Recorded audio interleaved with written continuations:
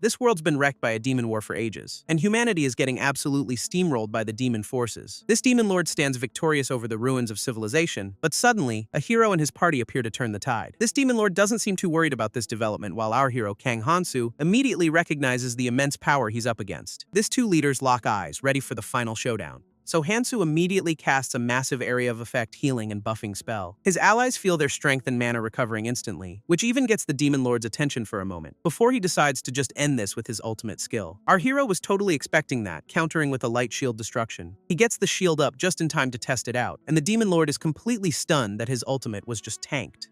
But then something goes wrong. His party members start taking damage instead of healing, and Hansu has no idea why his healing skill is suddenly reversed. His entire party disintegrates right in front of him, leaving him completely vulnerable as the demon lord appears right behind him. This demon lord leans in, seemingly knowing exactly what just happened, and as system warnings pop up, it seems our hero's been trapped by a game glitch. Hansu is in total disbelief, trapped by a game glitch with no way to exit. This demon lord is actually impressed, thinking this guy is scarier than any demon for wiping out his own party. With the fight over, he casually floats down to his remaining troops, deciding that instead of killing Hansu, he's going to try and recruit him. He gets right in Hansu's face with a world conquest proposal, and our boy is just relieved this boss has a recruitment phase. Turns out this whole mess is happening because of a bug from the very first day of the game's internal test, a specific glitch that caused a party member to eliminate his own allies, which is exactly what just happened. So now Hansu is basically forced to join the demon camp, even getting offered a seat of honor. He's internally screaming at the system to let him log off, but the system mascot says it has no clue. Worried he'll be exposed as an amateur, he tries to file a complaint, but the system says it's pointless. Suddenly, both he and the demon lord look up as they hear a sound from above, and a succubus anicap named Sykes makes her grand entrance, immediately interested in Hansu. She gets way too close for comfort, asking if she can examine him in detail, leaving Hansu completely flustered and silently begging the system to fix the bug faster.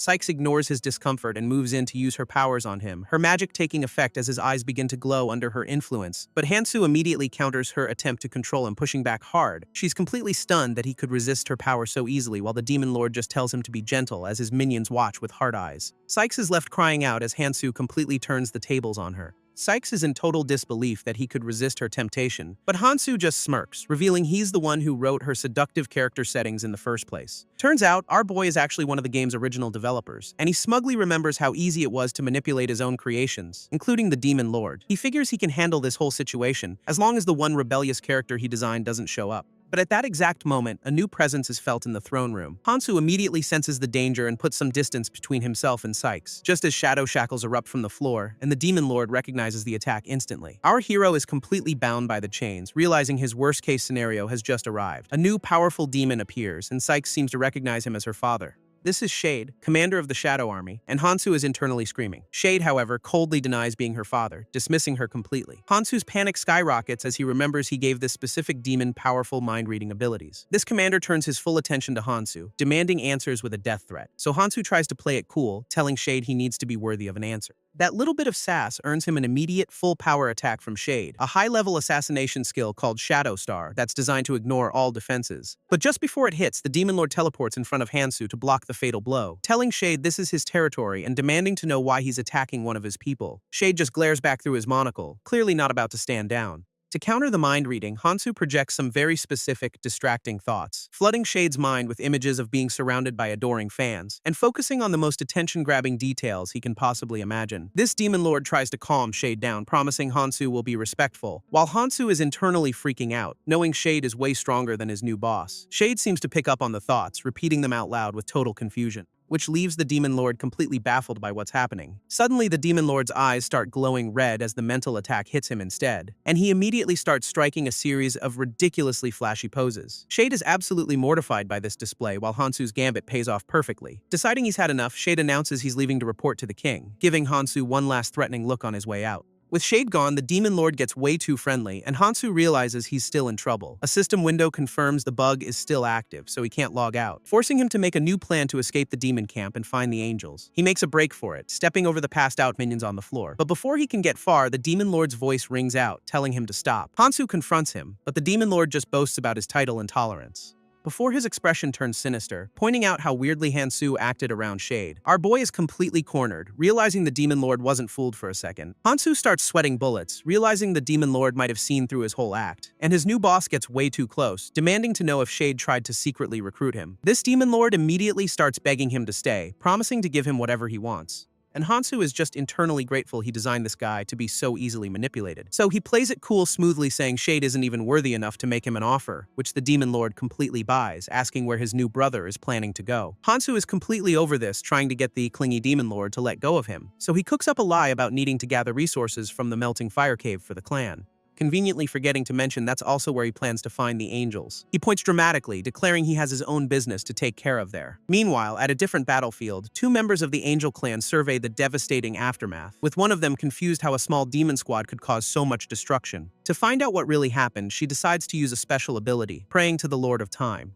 activating a high-level angel magic called Mirage of the Past to replay the battle. This spell reveals a shocking vision of Hansu single-handedly wiping out the entire hero's party, and from their perspective, he looks like an unbelievably powerful and terrifying new enemy. This angels are completely horrified, mistaking him for a legendary demon lord they've only heard rumors about. This leader immediately declares Hansu public enemy #1 of the entire angel clan. And with a new target in their sights, they're now more determined than ever to win the war. Their next battlefield is the exact same volcanic region Hansu is heading towards. Hansu makes it to the volcanic secret realm, only to find the clingy demon lord followed him for protection. He flat out tells the guy he's here to find the angels, which understandably confuses his new demon boss. Realizing words won't work, Hansu decides it's time to get a little more persuasive to make him leave. But before they can argue, a massive energy beam erupts from the lava below them, creating a huge pillar of fire that gets the attention of some local monsters. This demon lord immediately gets fired up, telling his brother to stand back and let him handle this. Two new combatants appear from the flames, with one setting up a defensive position. Hansu quickly realizes the area is filled with a damage over time effect that ignores all defenses.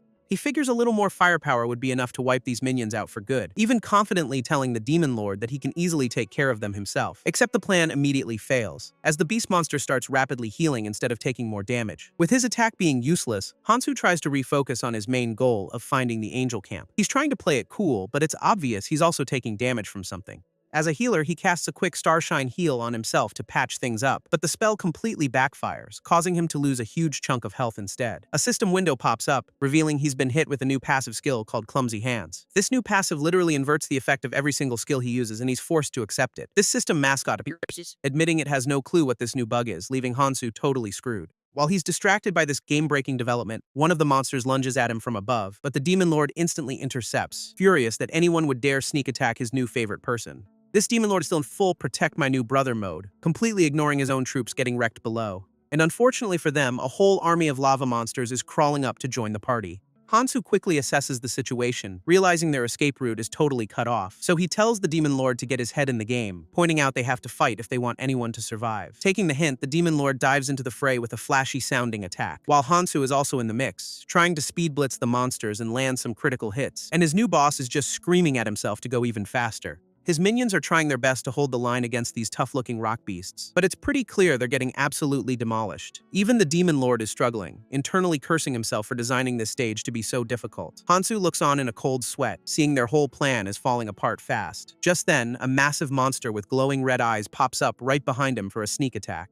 and our boy knows these things are just slowing down his real mission. Meanwhile, the Demon Lord is completely swamped and starts pathetically calling for help. Hansu grits his teeth, knowing there's no way he can get to him in time. Deciding on a new, much riskier strategy, he prepares a massive all-or-nothing attack, activating a skill called Starlight Punishment Moon Sickle, and gathering a huge ball of light energy. He unleashes a gigantic wave of power with the declaration that they'll all go down together, which makes the Demon Lord scream that there's no time to be hiding from the fight. And in Hansu's eye, you can see the reflection of his own devastating attack, except his all-or-nothing attack completely backfires, instead hitting the Demon Lord and his minions with a massive healing wave. This Demon Lord feels the sudden surge of energy, his eyes glowing red with newfound power, and he roars, feeling absolutely incredible after getting hit by what should have been a fatal blast. Hansu can only stare in disbelief, realizing the full extent of his Clumsy Hands curse. It finally clicks that the passive skill inverted his attack, turning it into a ridiculously powerful area of effect buff. He laments that this is totally useless for himself, since he still can't cast a simple heal. But then a system window pops up, congratulating him on leveling up from Assistance Experience. He's stunned to see he's getting EXP from his allies' kills, and the level up even boosted all his stats. A new strategy starts to form. If he can't be the damage dealer, he'll just become the best support in the game. With a wicked grin, our boy realizes he's just found the perfect exploit to survive this mess. Hansu stands confidently amidst the chaos, ready to put his new plan into action.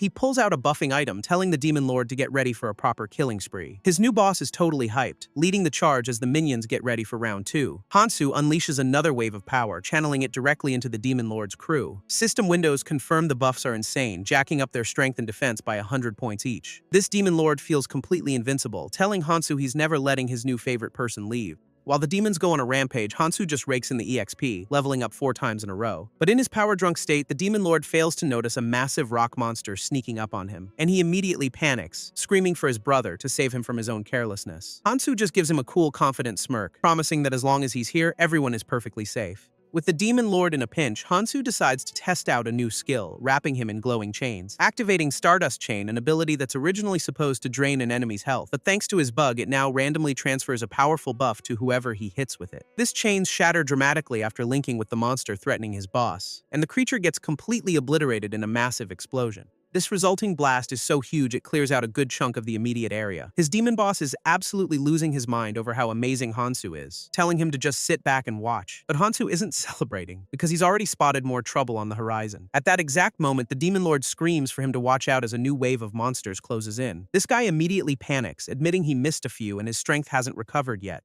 So Hansu casts Stardust Chain on himself, knowing the inverted skill will grant him a random buff instead. A system window confirms he's gained the Metal Fighter buff, instantly making him an expert at close combat. He realizes with a smirk that the bug just handed him one of the strongest combat skills in the entire game. Meanwhile, in another part of the volcanic realm, a squad of demons stands guard in some ancient ruins. They spot a lone figure approaching, wondering who would dare trespass on Lord Doom's territory. It's a high-level angel, and a quick scan reveals she's a well-equipped group combat specialist. This demons mock her, smelling alcohol and assuming her reaction time will be slow, a fatal miscalculation. This angel just calmly tells her unseen allies not to worry about what she's doing, before blitzing through the demon ranks in a blinding flash of red light. She unleashes her ultimate speed technique, effortlessly taking them all down in an instant. With the demon grunts taken care of, the angel leader Meng Fan announces she's ready to hunt her real target. But her allies warn her that even as the strongest angel, she has no idea what this new enemy is capable of. She's not worried in the slightest, convinced that no matter how powerful he is, everyone has a weakness. And she's dead set on finding it so she can personally put him in the ground. Back with Hansu, he's using another inverted skill to unleash a massive Stardust Storm on the remaining monsters, which completely clears the field, leaving him looking smug as his Demon Lord fanboy cheers him on. But just as they're about to move on, a surprise attack comes flying right at Hansu's head. He casually raises his skull staff, effortlessly blocking the projectile with a small burst of energy, stopping the attack cold just inches from his face. Our boy is mostly just annoyed, wondering who would dare sneak attack someone as great as him. He looks up and spots a lone warrior standing on a distant cliff, surrounded by a faint aura, and it's none other than the high-level angel, Li Mengfan, who is clearly not here to talk. Hansu's immediate reaction isn't fear, but a full-on splush, because of course his fated enemy is a total knockout. This Demon Lord is a little more concerned, asking his brother what their plan is now that the angels have arrived. Meanwhile, Mengfan's backup is stunned that Hansu just shrugged off her attack and is now walking right toward them. They look at the field of defeated rock monsters, realizing he must have caused all this destruction himself. Mengfan watches intently as Hansu and his demon sidekick close the distance between them. Instead of fighting, Hansu strikes a flashy pose, welcoming her as if he's been expecting her all along. From her perspective, however, he looks like a terrifying demon with glowing red eyes, promising he's been waiting for her. And Mengfan meets his gaze with pure killing intent, ready to take down the monster she believes him to be. Mengfan immediately lunges forward, her sword glowing with a furious red aura. Their blades lock in a tense standoff, but Hansu is smiling like this is just another Tuesday. Her backup flies down, screaming that the demon will die, while Hansu just asks why they're even attacking. She completely ignores his attempt to talk, charging up another attack and telling him to shut up and die. Hansu uses an observation skill, realizing he only has a few seconds left on his Metal Fighter buff. This two of them trade blows in a high-speed aerial clash, sparks flying everywhere. And with his eye glowing, Hansu warns her that time is running out, and she'd better listen. Mengfan unleashes her full power, wings spread wide, challenging him to face her ultimate attack. Her angel sword comes crashing down in a massive pillar of light, but Hansu meets it head-on with his own powerful chi-slash technique. These two attacks collide in a blinding explosion of energy that rocks the entire area. As the dust settles, Mengfan is still screaming for the demon to die, so Hansu's blade glows with a final decisive power-up. He lands a clean hit, calmly telling her she's lost as she looks on in total shock. This attack leaves a glowing red X across her body, signaling a critical strike. Mengfan is completely stunned, unable to comprehend his overwhelming strength. She plummets from the sky, defeated, as the Demon Lord's minions watch from below. Seeing their chance, the minions roar and charge toward the fallen angel. Lying on the ground and wounded, Mengfan can only curse her own helplessness. But Hansu steps in, slicing through the minions and telling them to get out of the way. Hansu stands over the fallen angel, coolly asking if she's finally ready to listen, while his new Demon Lord fan club goes absolutely wild, cheering for their invincible brother. Mengfan's backup can only watch in shock, unable to believe their strongest fighter was defeated so easily. Our boy tries to de-escalate, telling her he has no ill intentions and just wanted to talk. But she's not having it, accusing him of taking out her allies and vowing to make him pay. Hansu is genuinely confused, having absolutely no idea what she's talking about, and he tries to explain that this is all just a massive misunderstanding. Right before the Demon Lord steps in, accusing her of killing all of his slaves, he promises to make sure the intruder never leaves, completely torpedoing Hansu's attempt at diplomacy. A system window pops up, confirming he's cleared the floor but also triggered hard mode by angering the final boss. This ground immediately starts to erupt with power, signaling things are about to get much worse. Mengfan suddenly yells for him to watch out as Hansu grabs her to pull her to safety. A massive pillar of fire erupts from the exact spot where she was just lying. A very close call. She's completely stunned, demanding to know why her enemy just saved her life. Hansu finally reveals his true plan. He needs her alive to get him to the angel camp. As the entire area collapses around them, the Demon Lord tells Hansu to go on ahead without him. With the ceiling caving in, Hansu carries Mengfan through the chaos, dodging falling rocks and fire. Her allies are screaming from the exit that it's about to close for good, so Hansu focuses his energy, preparing to make a final dash for it. He throws her onto his back, telling her she's too slow as they race toward the portal. Hansu makes a mad dash through the collapsing cavern, carrying Mengfan as they dodge falling rocks, their only hope being the glowing exit portal at the far end of the tunnel. She suddenly screams for him to watch out from above, as a massive boulder smashes down, narrowly missing them by inches. Her allies are completely cut off on the other side, realizing they're too late to help. Now that they're trapped, Hansu calmly suggests they team up to defeat the secret boss and escape. Mengfan immediately shuts him down, refusing to ever join forces with a demon. At that exact moment, his Demon Lord fanboy and the minions finally catch up, calling him brother.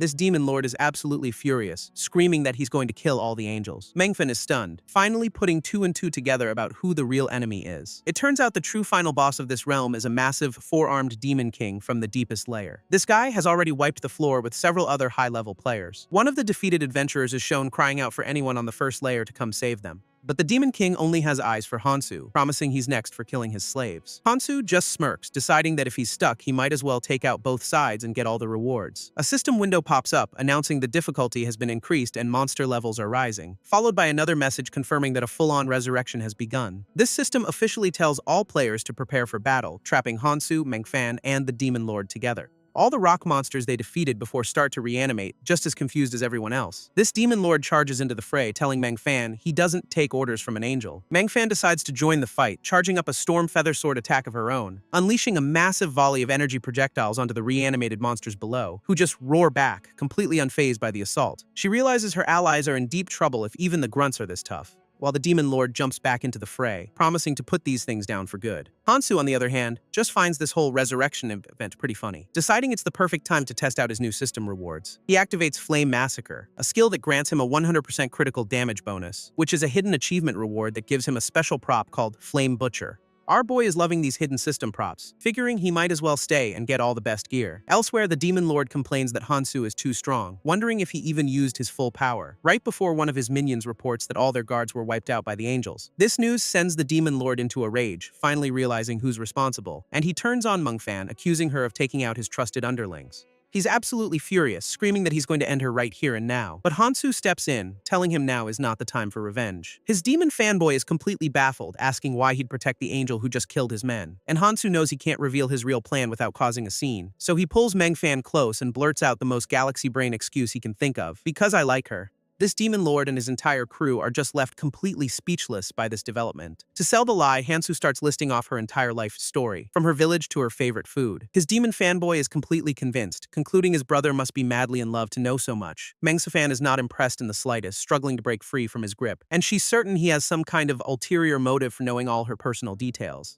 Hansu tries to broker a truce, asking if they can please put their grudges aside to fight the monsters. Mengfan reluctantly agrees, deciding she can just use him to save her people and deal with him later. This Demon Lord is also on board, figuring it's better to have an OP ally than an enemy for now. With their very fragile alliance formed, Hansu tells them to follow him so they can fight their way out. Internally, our boy is just glad he fooled them both, planning to grab the secret reward and bounce. Their path forward takes them to the second layer of the dungeon, a massive volcanic cavern. This new trio takes a moment to absorb the sheer scale of the dangerous new area. Mengfan quickly spots the exit portal, located at the very peak of the fiery mountain. Thinking she can just fly up, she takes off, but Hansu immediately yells for her to wait. because a system restriction suddenly kicks in, declaring the entire area a no-fly zone. She's immediately zapped by some kind of anti-air trap, sending her plummeting back to the ground. Hansu shouts her name as she comes crashing down from the sky. He rushes to her side to check if she's okay, and she insists she's fine despite the nasty fall. Hansu then points to a monster scaling the cliff face, realizing they'll have to climb their way up. He suddenly looks up and yells for his demon fanboy to stop moving, sensing danger. This demon lord yells back that it's just as dangerous up there, confirming their path is blocked. Out of nowhere, a massive pillar of fire slams down right where they're standing, and the demon lord's fanboy gets absolutely cooked, screaming about how much the magma hurts. Hansu immediately realizes something is wrong, since the environmental damage shouldn't be this powerful.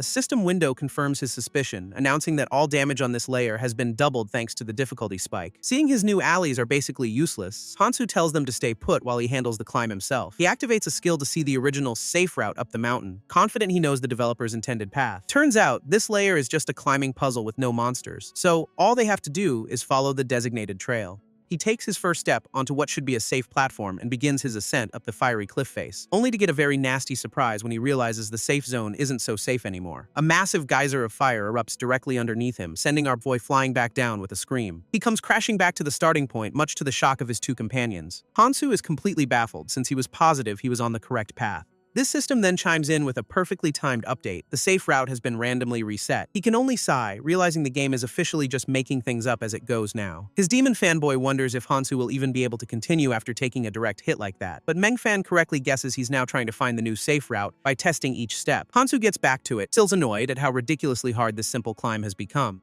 This other two can only watch as he carefully begins hopping up the volcano, one precarious step at a time. But instead of finding a new path, Hansu just reaches for the exact same spot that just blew up, which makes his demon fanboy freak out, warning him that's where the attack came from. And Mengfan can't believe he's willingly walking right into a dead end. He grabs onto the glowing rock anyway, and immediately gets blasted by another massive pillar of fire, just as they expected. This explosion slams him right back down to the ground between his two stunned companions. But our boy just gets back up, completely unfazed, and decides to go again. He runs right back to the cliff and grabs another glowing rock, getting hit by yet another fiery explosion, and he just keeps doing it over and over, tanking every single hit the volcano throws at him. This demon lord is so confused he actually asks Mengfan if Hansu has some kind of problem. But she correctly guesses that he must have known something they didn't. After taking a ton of damage, his hand is looking pretty rough. Right before a system window pops up, announcing he's unlocked a hidden achievement for withstanding 10 eruptions, which was his plan all along, as he now has a permanent 200-point fire resistance buff. With his new resistance active, Hansu just smirks, ready to actually start climbing. He tells the other two that planning is over, and he's just going to take them through himself, leading the way up the cliff face while warning them to change their route if a trap goes off. His two followers are still baffled, realizing he's now triggering the attacks on purpose. But Hansu just grins, telling them not to worry because he's got a plan, flashing his new aura skill. With his new fire resistance active, Hansu powers up his aura, ready for the real climb, launching himself straight up the cliff face as his two companions watch in disbelief. He just smirks through the flames, casually calling the deadly magma a nice warm shower. Mengfan and the Demon Lord are completely stunned, realizing he's just ignoring the pain entirely. Having reached the top, Hansu declares the traps useless and tells them it's time for the third layer. Down on that very layer, the four-armed Demon King is already waiting for a fight. Turns out he's been busy wiping the floor with another party of high-level adventurers, whose leader is barely holding on as his team gets completely overwhelmed. He tells his crew to just survive until the strong angel who killed the slaves arrives to help them. This Demon King just laughs, correcting them that it was actually another demon who took out his men. This news sends the adventurers into a panic, realizing they're about to be caught in a crossfire. But their leader doesn't care who shows up as long as he has a convenient scapegoat. Right on cue, Hansu and his very confused entourage arrive at the boss room's entrance. He dramatically pushes open the massive doors while his two followers just stand back and watch. Peering inside at the chaos, Hansu sarcastically wonders who he should bother saving first. He then activates a skill, sending a beam of light straight toward the adventurer party, which manifests as a glowing feather on his forehead, the Feather of Mislead. This handy little skill transfers all his aggro onto a new target for 10 seconds. This Demon King immediately stops, turning his full attention to the adventurers and accusing them of killing his slaves. He then winds up for a massive attack, ready to obliterate his new conveniently provided targets. This Demon King takes the bait perfectly, roaring as he charges straight for the adventurers, bringing his massive flaming sword down on the party leader, who finally realizes he's been completely played by Hansu's aggro-swapping trick. His entire team scrambles to throw up a barrier, barely managing to block the devastating blow. One of the adventurers then has the nerve to yell at Hansu's crew for not helping them out, while their leader recognizes Mengfan but just scoffs at his team for thinking she'd actually save them. He then orders his own people to run for the exit, which of course leads them right to Hansu's group. This leader just smirks, telling our crew to die in his place so he can make a clean getaway, and immediately casts a massive ice spell, sealing the entire doorway shut. Hansu's demon fanboy is absolutely livid, realizing they've just been trapped inside with the boss.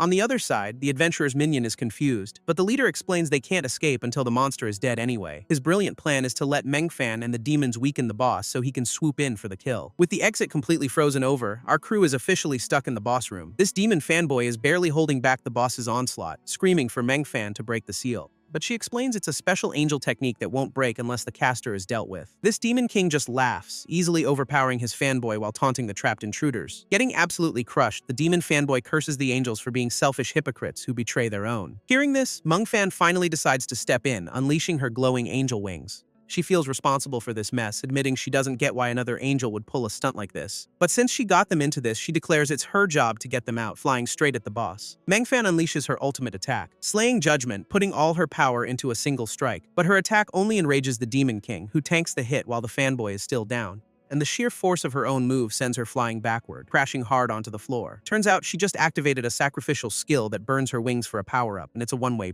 trip. Hansu immediately tells her to stop, but she insists it's their only chance of survival against this monster. Our boy calmly explains he knows the boss's weakness, much to his fanboy's continued amazement. He drops some lore, revealing these monsters were originally created to guard powerful divine artifacts. Meanwhile, a system window warns them the boss is regenerating and has 15 seconds until its second phase. So, Hansu points out the monster's weakness is the very artifact it's guarding, the massive furnace right behind it. This revelation completely blows the demon fanboy's mind, who is now 100% sold on his brother's genius. Internally, Hansu just smirks, thinking of course he knows all this since he's the one who wrote it. Their little strategy session is cut short by the Demon King, who is absolutely furious they managed to hurt him. He immediately unleashes a new attack, summoning a storm of massive fireballs, and as the fire rains down, the system confirms the boss has officially entered its second stage. Hansu tells his fanboy to clear a path, declaring he's going to handle the furnace himself. He reminds them his new fire-resistant skill means he can just walk right through the lava. With a new plan in place, Mengfan and the Demon Lord agree to run interference for him. Hansu points the way, ordering them to push forward as a team. But the Demon King isn't just going to let them walk up, summoning a whole army of minions to block their path. Mengfan takes the lead, flying ahead to carve a path through the monster horde for the others.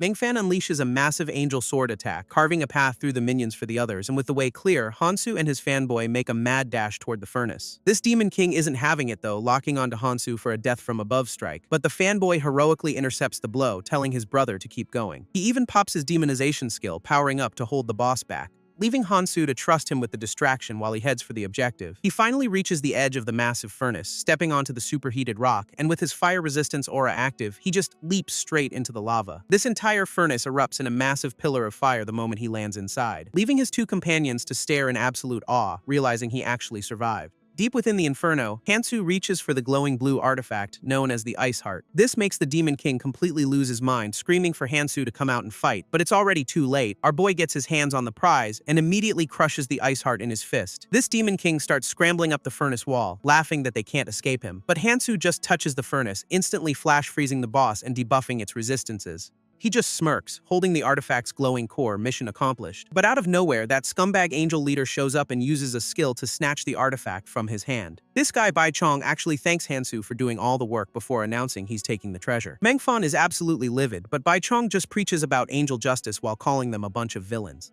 Hansu's fanboy is completely done with the monologuing, screaming for them to just fight, and Mengfan charges forward demanding the artifact back, ready to throw down. But Bai Chong just channels the power of the Ice Heart, unleashing a wave of freezing energy, smugly reminding them that he's the one holding the divine item now. This icy power starts to creep over Mengfan and the Demon Lord, freezing them in place, while Bai Chong laughs, declaring himself the strongest of the Angel clan with this new treasure. But Hansu finally chimes in, casually asking who gave him permission to take it, and the scumbag Angel finally recognizes him as the outsider from before. Hansu sighs that he originally wanted to join the Angels, but now sees they're just backstabbing cowards, which just makes Bai Chong threaten to turn him into an ice sculpture just like the boss. Our boy just smirks, clarifying his blade isn't for him, but for something else entirely, before he leaps right onto the back of the still-frozen Demon King. He one-shots the debuffed boss with a single fiery slash, getting the kill notification instantly. This leaves Bai Chong absolutely speechless, unable to believe the boss went down in one hit, and Hansu gets a massive loot drop for the first kill, including a new pet and a full magma armor set. This angel leader completely loses it, accusing Hansu of stealing his prey and unleashing a massive ice storm. But Hansu just calmly activates his brand new magma armor, ready to counter the attack. He effortlessly tanks the ice blast with his new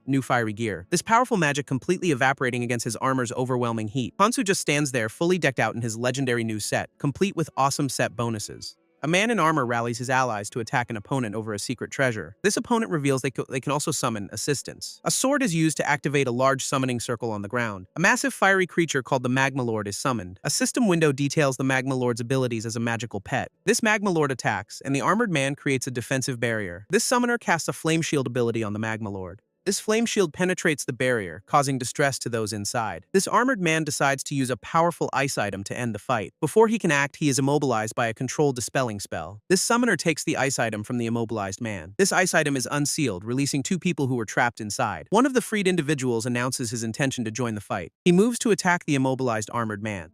A white-haired woman intervenes and blocks the attack. This attacker questions why she is defending the armored man. She explains that the situation has changed and their elder is guarding the realm's entrance. She warns that defeating these people will lead to a larger conflict. This attacker agrees to spare them but sets 2 conditions, releasing the man. This white-haired woman asks what his conditions are. This demon fanboy considers her point, deciding it's probably not worth getting the entire angel clan on his back, so he lays out his first condition. Bai Chong must be handed over to the angels for proper judgment. With a smug grin, he holds up 2 fingers for his second, much more personal demand, pointing straight at Meng Fan and declaring she has to become his. This completely short-circuits her brain, leaving the poor girl blushing and dizzy from the sheer audacity. Meanwhile, back at the realm's entrance, the Angel Clan's elder is giving orders to his troops guarding the portal. He commands them to take down any demons or monsters that emerge from the gate on sight, no questions asked.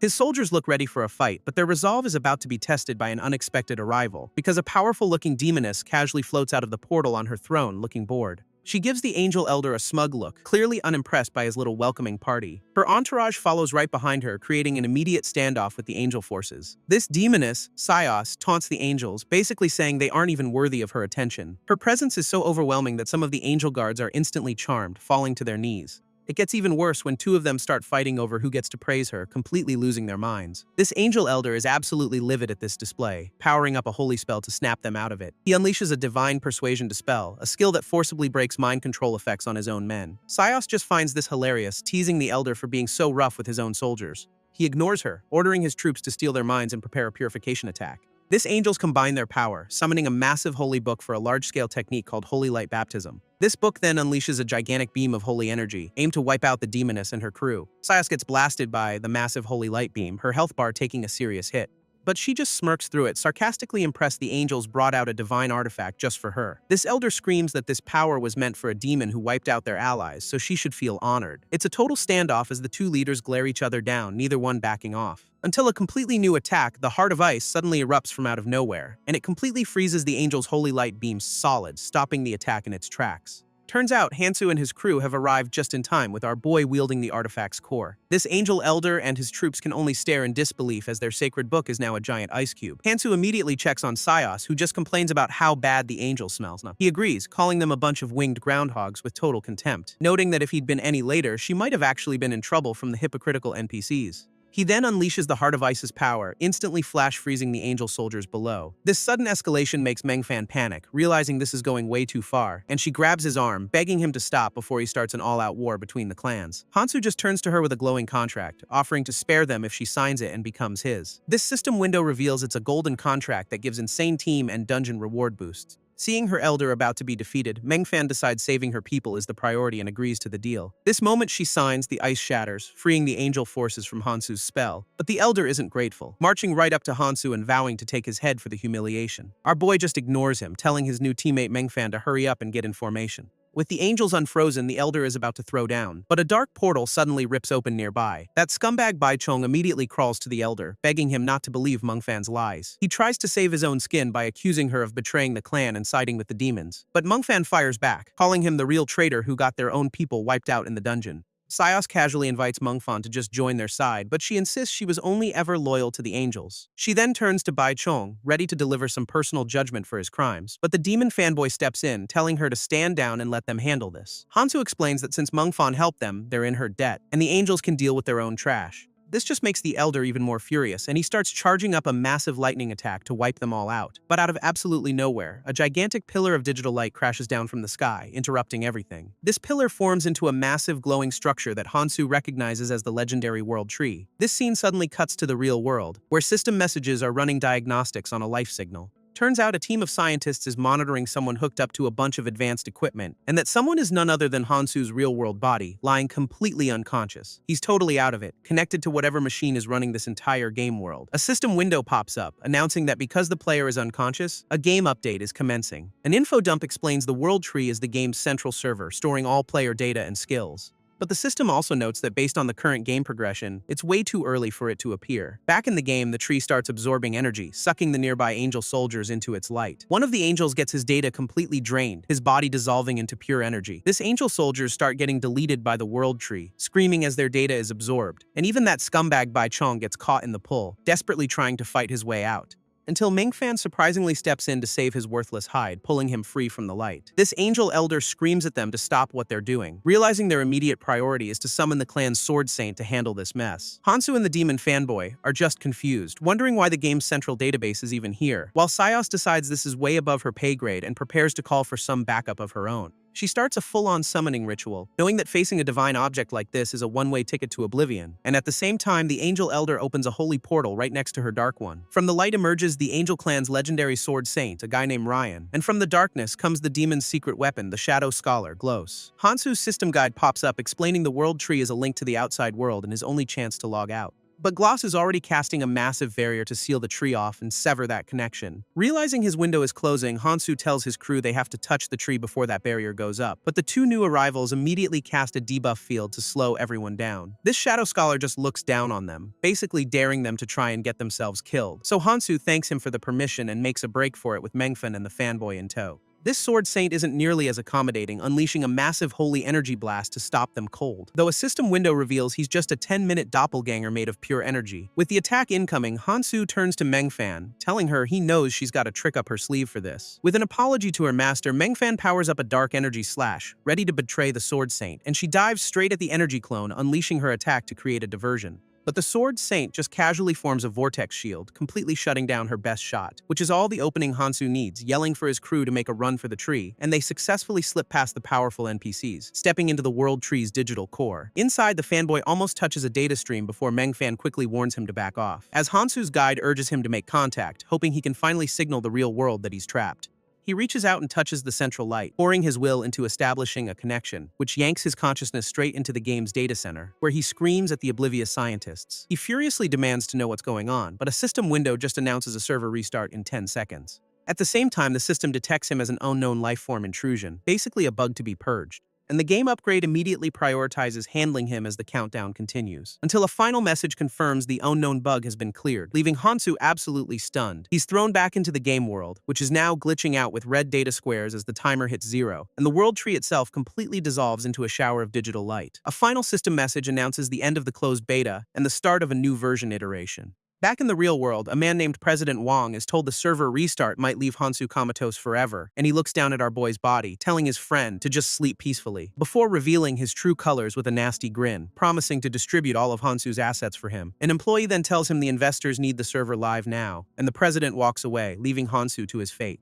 President Wang coldly orders his team to reset all beta tester data and just keep the project moving. Back in the game, a system-wide reset countdown begins, with Hansu's crew caught right in the middle of it. And as the timer hits 0, Hansu is violently thrown into the air while his teammates watch in horror. This entire party is sent tumbling through a glitching digital void as the world itself gets overwritten, with Hansu managing to land on some newly formed ground in a completely different space. He looks up to see Meng Fan and the fanboy frozen in time, the data overwrite now officially complete. Our boy is absolutely livid, realizing the company knew he was trapped and restarted the server anyway, so he makes a desperate dash towards a bright light, trying to find any kind of exit from this mess. But his punch is blocked by an invisible wall, with a system error screaming he doesn't have the required access level. His cat guide pops up to tell him to chill out, explaining the World Tree is now locked behind a max level requirement. This guide speculates he might get access again by leveling up, also confirming the update wiped all beta tester progress. A system window reveals a massive change. Hansu and the Sword Saint are now LV90, but his party members are only LV10. As the data freeze lifts, the newly powered-up NPCs are the first to get back into the action, and the Sword Saint immediately unleashes a LV-90 Moonblade attack to test out his new strength. Though the Shadow Scholar isn't impressed, throwing up a magical shield to counter the massive energy slash. Their attacks collide in a huge explosion, showing just how much the power scaling has jumped since the update. These two powerful NPCs acknowledge their sudden power-up, realizing the World Tree just unlocked their true potential. Meanwhile, Hansu's crew is getting absolutely crushed by the sheer pressure radiating from the high-level fight. Hansu quickly figures out it's not just that the NPCs got stronger, it's that his own team got weaker. A quick check confirms his fears, as his guide explains his teammates were downgraded to LV-10 for touching him during the reset. Hansu reflects on the bitter irony that his real-world friend tried to kill him, while these NPCs are fighting to save him. He snaps back to the present, realizing he needs to figure out what just happened with that server reset. A quick inventory check shows all his important items are still there, along with a new mystery item. This new drop is an orange-grade piece of equipment, even rarer than the Heart of Ice, and it's soul-bound. It's called the Radiant Octagonal Die, but unfortunately it's locked until he reaches level 13. This cat guide explains the reset only affected player levels, not beta items, so he got to keep his unique gear. Meanwhile, Baichong decides this is the perfect time to sneak up on Mengfan and take her out to cover his tracks. He unleashes a LV-25 Sacred Blade Slice, aiming to finish her off with a cheap shot from behind. Mengfan just barely manages to turn and block the surprise attack with her own blade, but she still takes a hit, clutching her arm and demanding to know what he's doing. He just gives her a smug look, confirming her injury was his goal all along. Deciding to go out with a bang, Baichong starts charging up a massive self-destruct skill to take everyone with him. Hansu immediately tells his crew to grab onto him so he can get them clear of the blast zone. He activates Vanishing Act, a Lev V10 priest skill that's supposed to make them invisible and create distance. But thanks to a system bug, the skill does the exact opposite, teleporting them right on top of Baichong instead. This sudden pressure from the colliding auras is so intense that Mengfan and the fanboy can barely breathe. Baichong is just completely stunned by their reappearance, calling Hansu a monster for pulling it off. Surrounded by a menacing dark aura, Hansu coldly warns the traitor not to push his limits. This system guide explains the bugged skill caused a massive energy collision, instantly knocking Baichong out cold. Hansu realizes his escape plan backfired spectacularly, leaving an Angel Clan member defeated right in front of the Sword Saint. This Sword Saint vows to punish Hansu, while the Shadow Scholar sees him as a fascinating new test subject. And Hansu tries explaining that Baichong attacked first, but the Angel Elder is having none of it. Realizing he's not getting through to them, our boy just looks completely done with this whole situation. So the Sword Saint ignores the plea, preparing a massive Holy Light attack to judge the evil before him. He unleashes Angel Judgment, a LV-90 skill designed to extract memories and punish the guilty on the spot.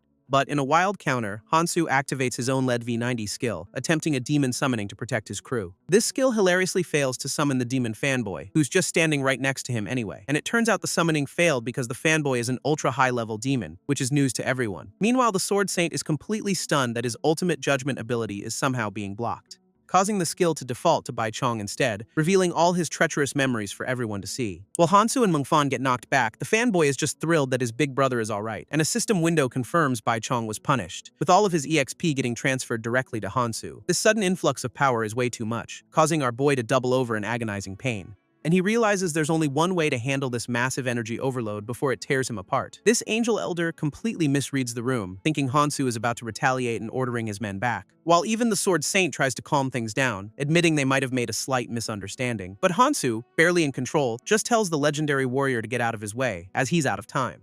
He unleashes a massive area of effect skill, sharing his overwhelming power with everyone in the vicinity, and the angel soldiers are baffled, as getting hit by this attack actually feels great and makes them stronger. They wonder how they can absorb a demon's magic, while another asks why he's even helping them at all. This Sword Saint and the Angel Elder suddenly realize Hansu might be a legendary angel who went undercover a century ago. And it turns out they're right, as Hansu gets control of his new power and is revealed to be Archangel Michael. This causes the entire Angel clan to immediately kneel and apologize, leaving our boy completely baffled by the sudden respect. Meanwhile, the Shadow Scholar Gloss finds this whole turn of events incredibly interesting, especially since his summoning failed on the fanboy, and now the angels are worshipping a supposed demon. Deciding he needs answers, Gloss teleports over to grab Hansu, but the Sword Saint quickly tells him to back off. Gloss just casts a shadow trap as a diversion, teleporting the other angels away for a moment, which gives him the perfect opening to wrap Hansu in a shadow restraint, completely suppressing his magic. This demon fanboy is absolutely livid, demanding to know what Gloss is doing to his big brother. Gloss couldn't care less, casually flicking the kid away for meddling in his business.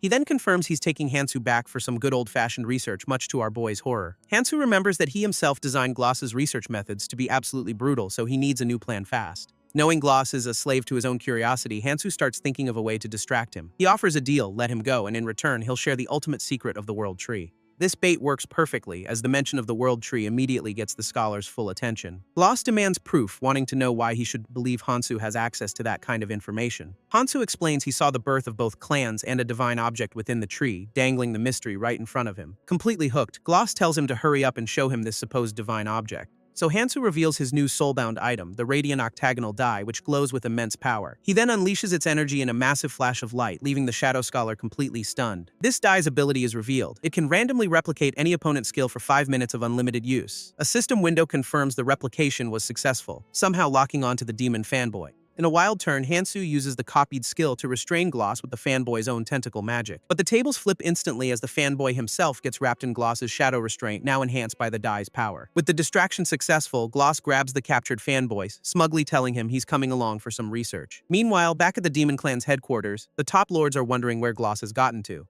One of the demonesses senses the disturbance, realizing something huge just went down at the World Tree. It turns out all the demon lords were also instantly power leveled to 90 by the server-wide update. A demon with a monocle volunteers to investigate, warning them that a new world is set to arrive tomorrow. He explains that hordes of outsiders are about to pour into their territory, signaling the game's official launch. Right on cue, Gloss teleports in with the captured fanboy, agreeing that this invasion is both a crisis and an opportunity. He reveals that the arrival of these players will uncover hidden realms all across the continent. And it's a race to the finish, as whoever gets to those realms first will claim all the legendary loot inside. This monocle demon, who is actually the fanboy's older brother, asks Gloss what he found at the World Tree. This fanboy quickly explains that the tree vanished right before Gloss appeared out of nowhere and grabbed him. His brother doesn't seem to trust the story, giving the Shadow Scholar very suspicious glare. He suddenly snaps, unleashing his own demonic power as his patience runs out. This brother accuses Gloss of being an outsider trying to manipulate their clan, demanding to know his real plan. Gloss pulls a massive bluff, holding up Hansu's die and claiming to be a messenger from the long-lost king, Lucifer. This other demons are not buying it for a second, pointing out that a Lev V13 punk shouldn't be lying to a mind reader. This demoness eggs on the fanboy's brother, who is clearly not buying Gloss's story for a second. He unleashes a wave of pressure, mocking Gloss for pretending to be a messenger from the old king. This brother then stomps on Gloss's hand, trying to crush the die while calling him trash. But the scholar just glares back, completely unfazed by the blatant disrespect. In a flash, Gloss counters with a powerful berserker brawl attack, throwing a golden slash right at him, which the brother dodges effortlessly, looking like he's just warming up. Realizing he needs more firepower, Gloss instantly equips a full set of magma armor.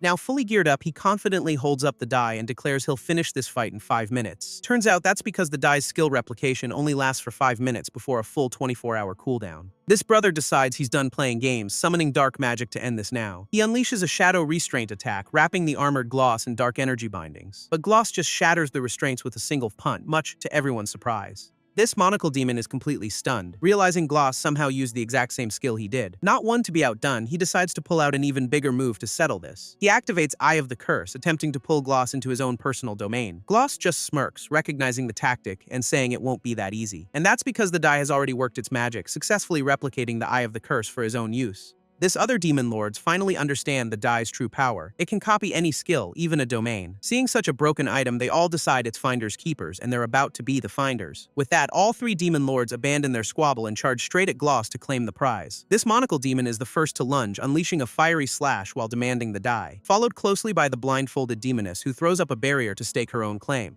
And finally, the Red-Horned Demon joins the fray, declaring the prize is his and his alone. Gloss realizes he's in a seriously bad spot, especially since one of them can go invisible in his own domain. So he uses the die's power one last time, successfully replicating the signature skills of all 3 attackers. He gets ready to turn their own powers right back on them for a little taste of their own medicine. But in a moment of terrible timing, the die's 5-minute bonus ends, triggering a full 24-hour cooldown. With the artifact now useless, the monocle demon instantly grabs Gloss by the throat, ready to end him. While being choked out, Gloss manages to utter a string of ancient names, ending with Lucifer. This incantation summons a massive pillar of purple energy, and the demoness is shocked he knew the true name to summon their leader. A powerful new demoness, Lilith, appears from the light and gently lifts Gloss's chin. She's completely bought his act, asking the messenger what kind of reward he wants for his service. Hansu, now in the driver's seat, realizes this is the perfect cover to gain power and find a way out of the game. A system announcement reveals the first wave of the player invasion will begin in 20 hours at an old demon altar. Taking charge, Hansu tells the new demon queen they need to start preparing for the coming battle immediately. Lilith turns to her bickering lords, asking for a solid strategy to deal with the incoming outsiders. This monocle demon suggests they form a single elite resistance force to ambush the players all at once. But the other 2 lords immediately see the problem. Whoever leads that force gets first dibs on all the loot.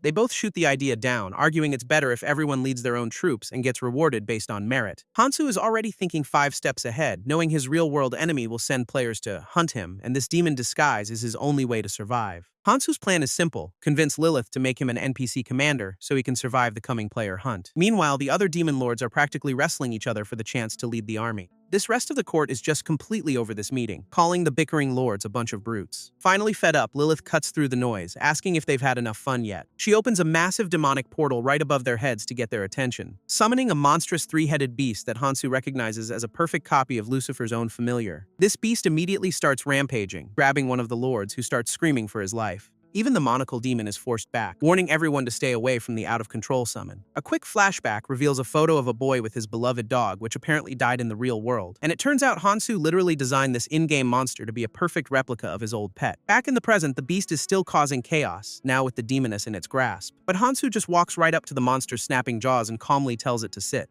He calls the creature by its name, Ares, with a knowing little smirk, and the terrifying hellhound immediately sits down like a well-behaved puppy. In a complete tonal shift, Hansu is now happily petting the giant monster, which has turned into an adorable chibi. This other lords can only stare in disbelief, wondering how he managed to tame the untamable beast. Seizing the opportunity, Hansu offers to help Lilith tame her other unruly subordinates as well. His power play works perfectly, and Lilith officially names him commander of the Resistance Army, giving him a dual NPC identity. But she gets real close, warning him that if this player invasion doesn't happen, she'll know his whole story was a lie. She then promises to personally end him if he fails, but Hansu just coolly promises he won't let her down. Hansu and the monocle demon arrive at the designated altar, with the demon wondering why the invasion hasn't started yet. Right on cue, a massive purple vortex rips open the sky, marking the official entrance for the players. Our boy explains this is the beginner village, where all the level 1 outsiders will spawn before they can challenge the demon clan. This monocle demon gets the picture. Their job is to crush these newbies before they can even get started. He's ready to charge right in, but Hansu tells him to hold up and wait for the rest of their army. Before they can argue, the portal sucks them both inside anyway, which is when the demon realizes the elite resistance force is literally just the 2 of them. Turns out the other demon lords completely bailed, hoping to see their new human commander fail spectacularly. This is a huge problem for the monocle demon, who's been getting bullied by low-level grunts ever since his own level dropped.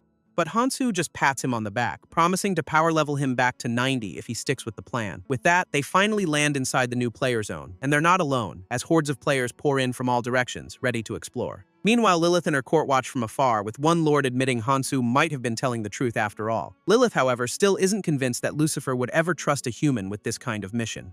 At the same time, the Sword Saint from the Angel clan senses the demonic energy, realizing Hansu is at the center of it. Back in the beginner zone, our duo arrives in a place called Dark City, ready to kick things off. They're immediately greeted by a swarm of low-level players and mobs, much to Hansu's annoyance. This monocle demon doesn't waste any time, one-shotting a random spider bot to test the waters. His reward for this is a single common-grade woodcutting knife, and he is absolutely disgusted by the trash-tier loot. Suddenly, a mysterious man in a white coat appears, looking down on the knife he apparently just dropped. This new guy in the white coat is already complaining about the game's trash loot drops, and he immediately spots the monocle demon, whose level 10 tag is a giant kill me for XP sign. This player absolutely loses it, thinking he's found a rare elite monster and rallying his guild to score some sweet gear. His attack is so weak the demon just stops the blade with his bare hand, looking completely unimpressed. Not getting the hint, the player just screams for his entire party to dogpile the elite monster. His guildmates oblige, throwing a whole light show of beginner-level skills right at the demon, who starts to panic, realizing that getting swarmed by a horde of newbies is actually a huge problem. He's not having it, yelling that he's not just some level 10 pushover they can farm for experience. Right before he gets overwhelmed, Hansu zips in and yanks him out of the line of fire. Hansu gives him the classic shh, and suddenly the demon gets a brilliant idea for a little play acting.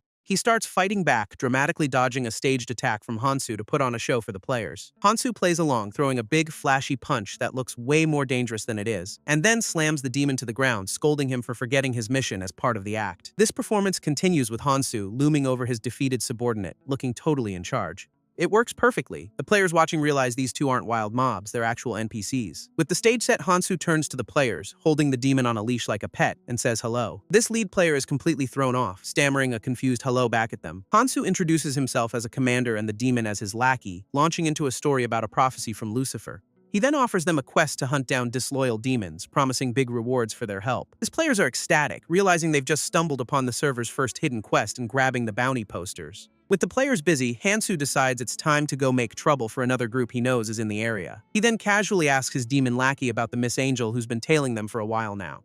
Right on cue, a white-haired woman from the Angel Clan appears, claiming she was just following a contract, not them. Hansu knows the Angel Clan will catch on to the invasion soon, so he pulls out a map and says they need to power level fast. This plan is to hit the marked spots for key items before they start grinding, and he invites the Angel to join. She's not convinced since their factions are enemies, but he dangles a secret she desperately wants to know. So begins their little fetch quest, with the Angel gathering some rare fruits from a spooky-looking graveyard. Meanwhile, the monocle demon scales a cliff, using a plant as a makeshift umbrella against falling rocks. And Hansu is on the run from giant bugs, collecting what looks like glowing honeypots. They finally gather all the ingredients: flowers, honey, and some very questionable-looking monster droppings. This angel is understandably grossed out, but the demon explains each component is either toxic, hallucinogenic, or irresistible. With all the parts assembled, Hansuta gets to work using his synthesis skill to craft a special potion. His new teammates finally get it. Instead of fighting players for mobs, they're just going to lure all the monsters to them. This angel is stunned by his game knowledge, while the demon just chalks it up to him being Lucifer's chosen messenger.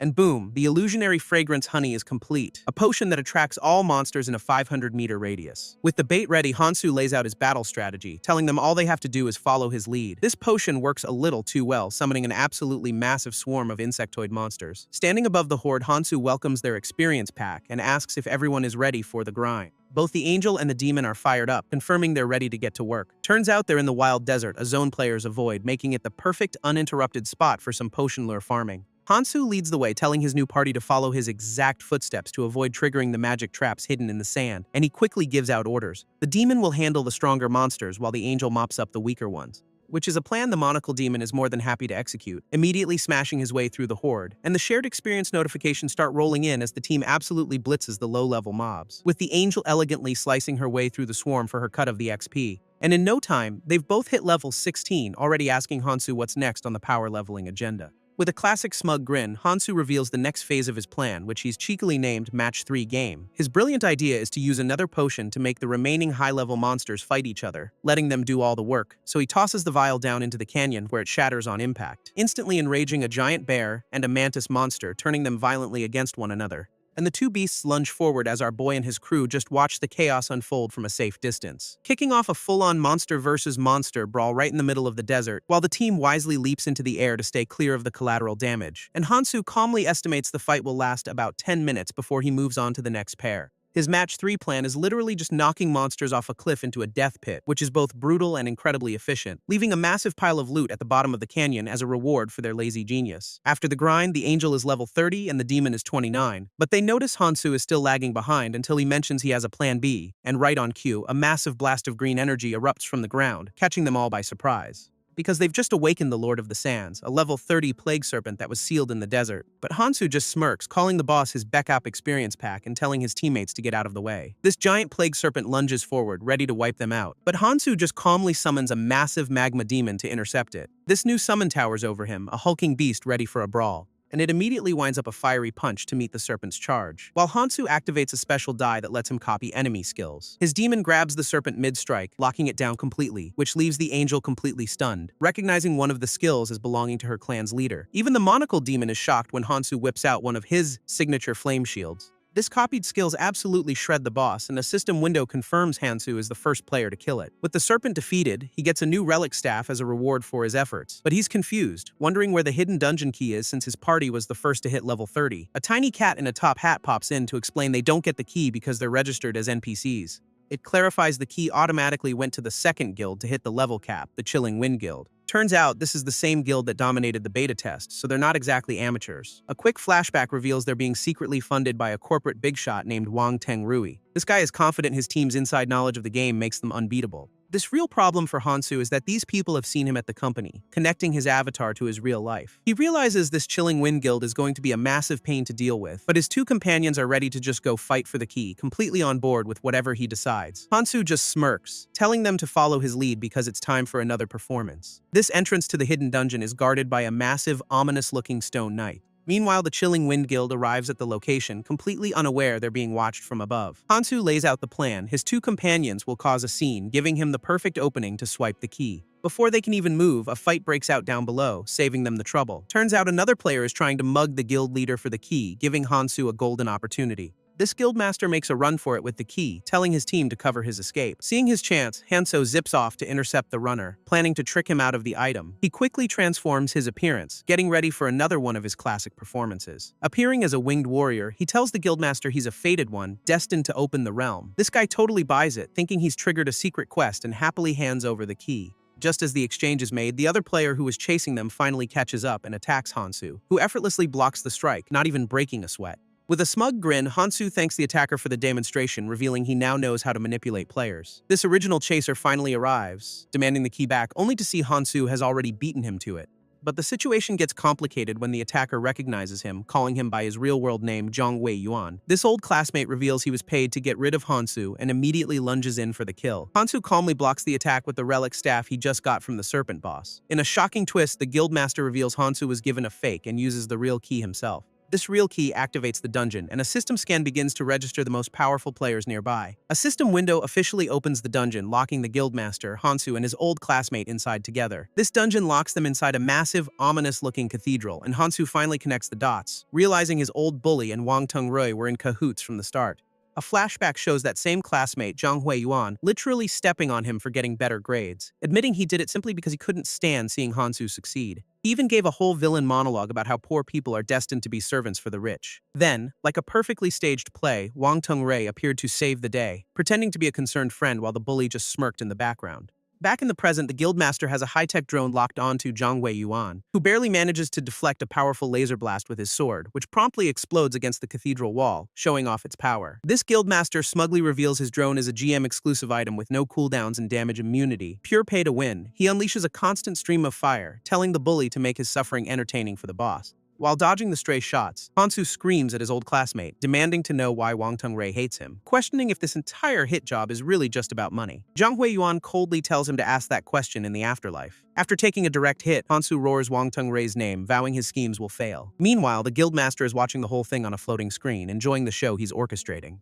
He even offers to make the bully's death more comfortable, treating the whole thing like a game. With his energy depleted, Hansu knows he needs to stall for time, looking up at his tormentor. This guildmaster sees his chance and tries to buy off the assassin, offering to double whatever he's being paid. Hansu immediately tries to turn the tables, asking the assassin if he's really that cheap to buy. But the assassin isn't interested, instead warning the guildmaster that Wang Teng-rui plans to ruin him too, which is when he reveals his true target, dropping some kind of attack from high above, aiming straight for that overpowered GM drone, much to the guildmaster's shock, and the guy can only watch in horror as his pay-to-win advantage is about to be neutralized. But at the last second, a weird little green doll takes the hit instead, absorbing the entire attack. This little guy just sacrificed itself, leaving the guildmaster's drone completely unharmed. Turns out the guildmaster used a one-time-use substitute doll to tank the hit, realizing the assassin knows all the dungeon's tricks. This assassin isn't done, though, using his own special items to navigate the dungeon's layout, activating a gate of passage that lets him teleport anywhere inside this cathedral instantly, and follows it up with another skill that massively increases the distance between them. Basically just toying with Hansu now, who's getting frustrated by this guy's endless supply of get-out-of-jail-free cards. He perches high up on an angel statue, looking down on Hansu like he's already won. But just as he's about to strike, the monocle demon shows up, screaming for his messenger to save him,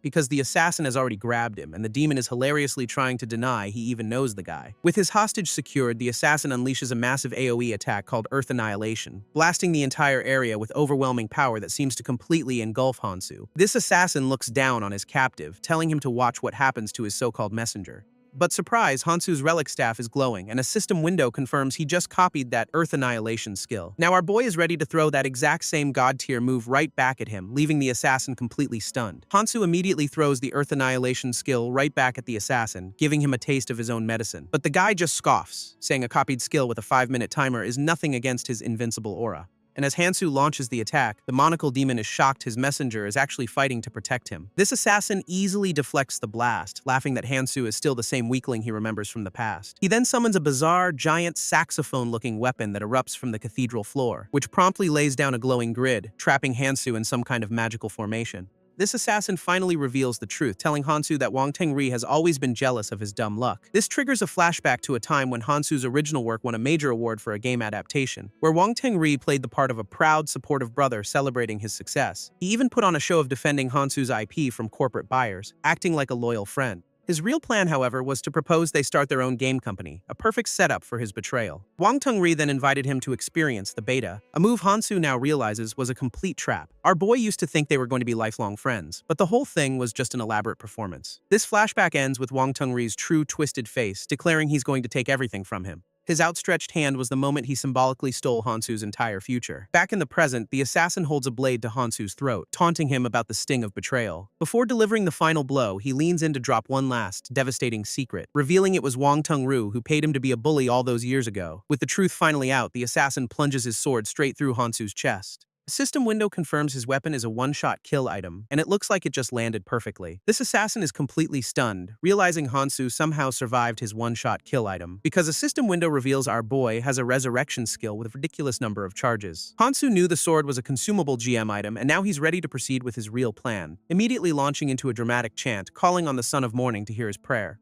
This triggers a system alert. He's summoning the guardian god Lucifer, who apparently hates loud music. This ritual begins to awaken the massive angel statue in the cathedral, which is where Lucifer sealed his dark side. But the assassin just laughs, revealing he created this hidden dungeon and is basically the god here. Hansu is not having it, calling him out for trying to control a game he poured his life into. He clenches his fist, vowing to use everything the assassin underestimated to finally strike back. Meanwhile, the monocle demon is freaking out, realizing his messenger really could summon the big boss. A massive hand suddenly grabs the demon's head as a voice questions who this messenger is, and the statue's eyes glow as Lucifer awakens, demanding to know which mortals destroyed his home. His face twists into a terrifying grin as he promises to make them all pay for the disturbance. This assassin, completely unfazed by the awakened god, just readies his sword for another fight. He charges straight at the statue, shouting that a god cannot be blasphemed, and a system window pops up revealing this guy also has a resurrection item with infinite lives. With a single devastating swing, he slices the entire massive statue clean in half. He lands perfectly, looking smug as he starts to gloat about his overwhelming power.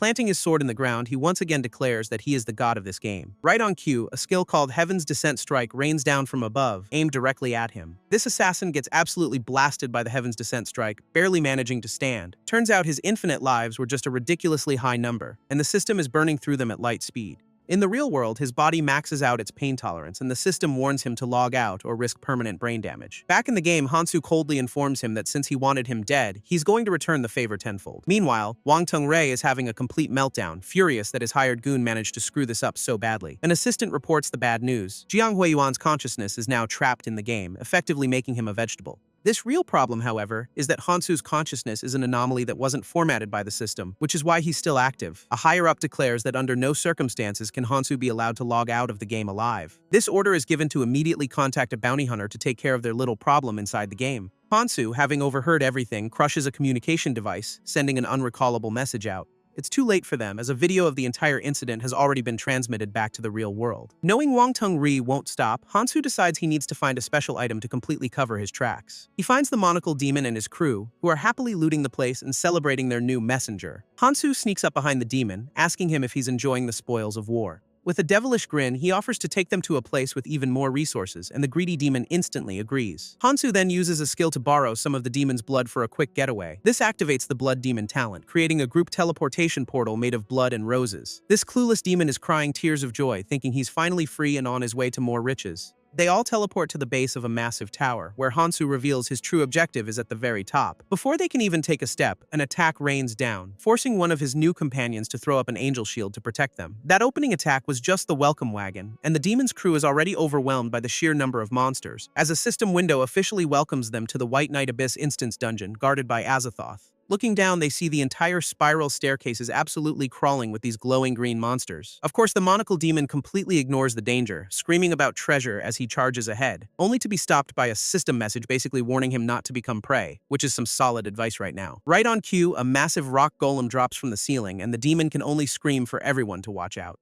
Hansu leaps in to save the greedy idiot, blasting the golem point-blank with his staff, quickly explaining the monsters will just keep spawning, so they have to cooperate to break the encirclement. His new demon-adjacent companions are surprisingly on board with the plan, ready to fight. This team immediately gets to work clearing the stairs, with his new allies calling the monsters small fries. One of them is even using this as a chance to test out his new strength after leveling up, just punching monsters in the face. Meanwhile, Hansu casts a healing spell on the enemies, which is actually a bug that drains their life and gives it to his allies. Genius. This monocle demon is suddenly overflowing with power from the bugged heal, feeling totally invincible. And with that massive power-up, he effortlessly carves through the monsters in his way. With the path cleared, Hansu urges them to hurry up the tower while the main boss, Azathoth, is still sleeping. But as they ascend, Hansu suddenly stops, noticing a strange green fog rolling down the stairs. His face drops as he realizes exactly what this fog means. They're in trouble. Turns out Azathoth is a slumbering divine being, and waking him up means instant calamity for the entire dungeon. This monocle demon looks up at the grotesque, multi-faced being, casually remarking on how unsightly it is. One of its faces opens its glowing red eyes, demanding to know which mortal dared to disturb its dream and if they're ready to pay the price. But before the fight can even start, a mysterious witch named Hearts appears, daring Azathoth to try and kill her. And the god is more than happy to oblige, firing a massive, light of chaos beam from its eye.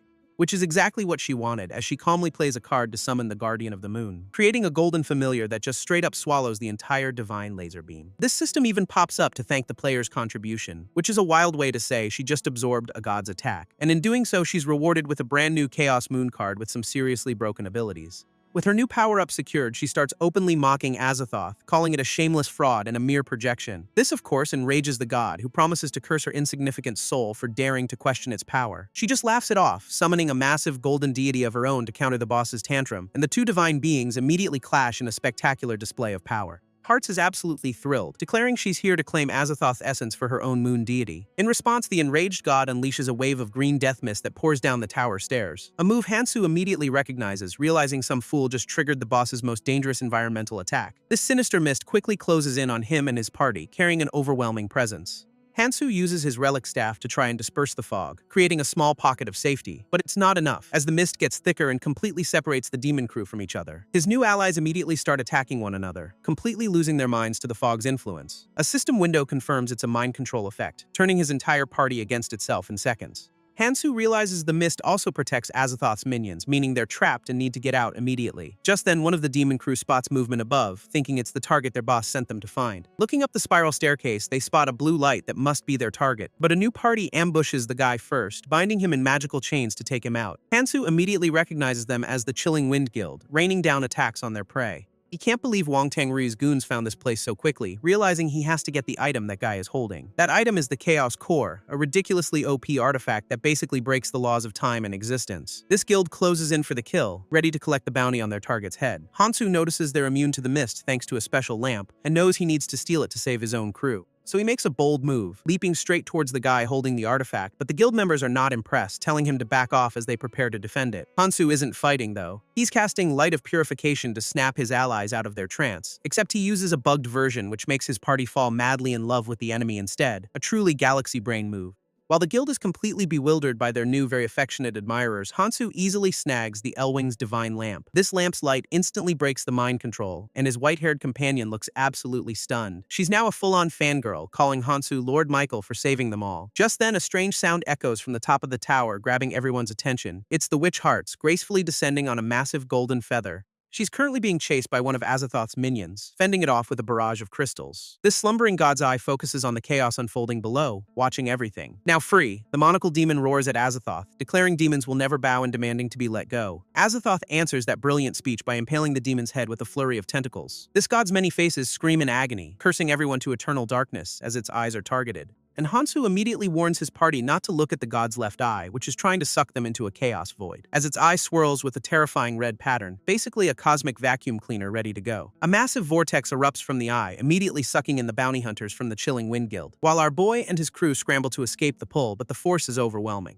Looking back, they see the vortex is full of ghostly skulls, which is never a good sign, and Hearts casually explains from her perch that the vortex just needs a few sacrifices to calm down. Hansu is furious, calling her out for being a selfish psycho while his team is about to be wiped, but she just smirks, saying they should feel honored to be part of her grand entrance with her beloved. With a flick of her wrist, she plays a card that summons a sun-faced familiar to fire off some golden bullets, which merge into a massive beam of light aimed directly at the vortex below. Down below, one of the bounty hunters casts a taunt skill, pulling all incoming attacks directly onto himself, a brilliant move that centers the entire vortex on him, and he immediately regrets his life choices. Hansu, however, uses a bugged skill to transfer the vortex's pull away from himself and onto a new target, a move the witch is totally into, calling Hansu cold and ruthless, which is apparently her type. But she's also decided he's too dangerous, preparing a new Eye of Chaos card and vowing to eliminate him, and her spell instantly binds Hansu and his entire party in glowing ropes, completely immobilizing them. Hansu just smirks, telling her not to celebrate too early as he reveals a special ring, which according to the system lets him swap places with up to 2 other people in an emergency. In a flash, he swaps places with her, grabbing the witch as they're both caught in the vortex's pull. He yanks her right into the swirling vortex with him, much to his party's horror, which turns out to be a swirling mass of tormented souls, a truly terrible vacation spot.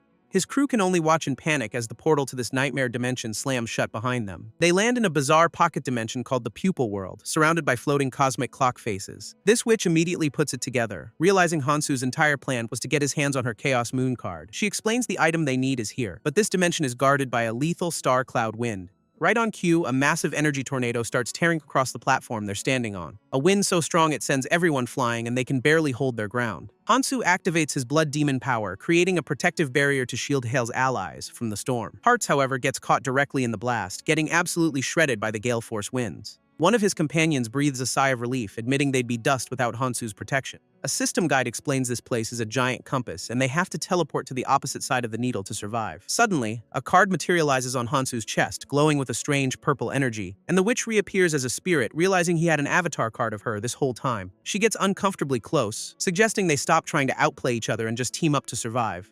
Hansu just channels his blood magic, clearly not interested in making friends right now. His crew confirms they're trapped. With Azathoth's eyes closed, no portals or skills can get them out. As another wave of wind approaches, even the witch has to huddle up with him for protection. A system window reveals their only hope. When the compass hits 12, the boss will sleep for 5 minutes. Until that moment arrives, all they can do is dodge the storm and wait for their opening. This white-haired demon is completely wiped out, barely able to hang on against the relentless storm. Hansu explains that the boss's sleep cycle is random, so he has no idea when this will end. On top of that, his escape portals are being blocked by some kind of chaotic energy, trapping them completely. This sends his new ally into a full-blown panic, screaming that Hansu is supposed to be an all-powerful being. As the tornado closes in, Hansu has to break it to him that he's not some omnipotent god. He's just a guy with a plan, and that plan involves summoning a massive, fiery scythe. He unleashes his trump card, summoning a gigantic four-armed demon to act as a living shield. This entire party, including the witch's ghost, immediately scrambles to cling onto the summon for protection. This new demonic bodyguard stands firm, taking the full force of the cosmic tornado head-on. Just to be safe, he even equips his new summon with a suit of molten rock armor. With his summon effortlessly tanking the storm, Hansu sarcastically declares that maybe he is omnipotent after all. One of his companions is completely floored, realizing only one legendary player could possibly know the game this well. This Chaos Moon card's cooldown finally hits 0, just as the armored summon holds the line.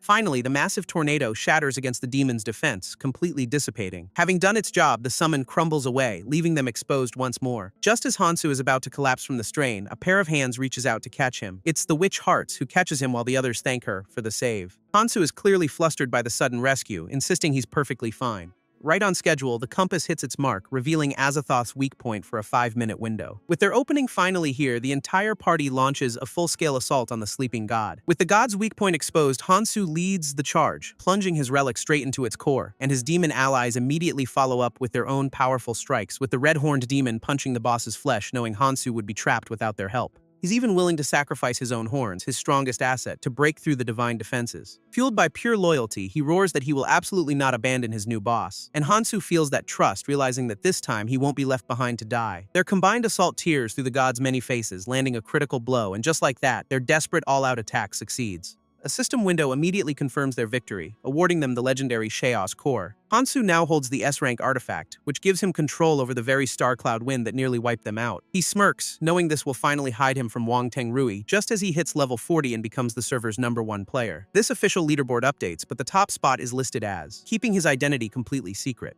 His demon companion pulls him into a hug, relieved he's safe and already planning their revenge. But their celebration is cut short by a new red-haired witch who asks about his beef with Wang Tengrui. She calls Wang Tengrui a backstabbing loser, but then questions why they'd follow Hansu, a guy who uses people. This witch gets right in the white-haired girl's face, telling her to step aside because she's interested in someone here. With a sudden blush, she admits the person she actually likes is. A quick flashback reveals her real mission. An associate promised her a meeting with a man named Abraham if she eliminates Hansu. Back in the present, she's got Hansu pinned, offering a deal since she helped him during the storm. She proposes that instead of fighting, he should let her live, and in return, she'll owe him one massive favor. Hansu agrees to her truce, but makes it clear he'll be collecting on that favor eventually. With the deal struck, she casually floats away, telling him she's looking forward to his call. This flashback continues, showing her reporting her successful bounty hunt to Wang Tengrui himself, who looks incredibly smug, toasting her success as a top-tier bounty hunter. But her promised meeting is delayed, since Abraham is apparently busy with a crowd of protesters below.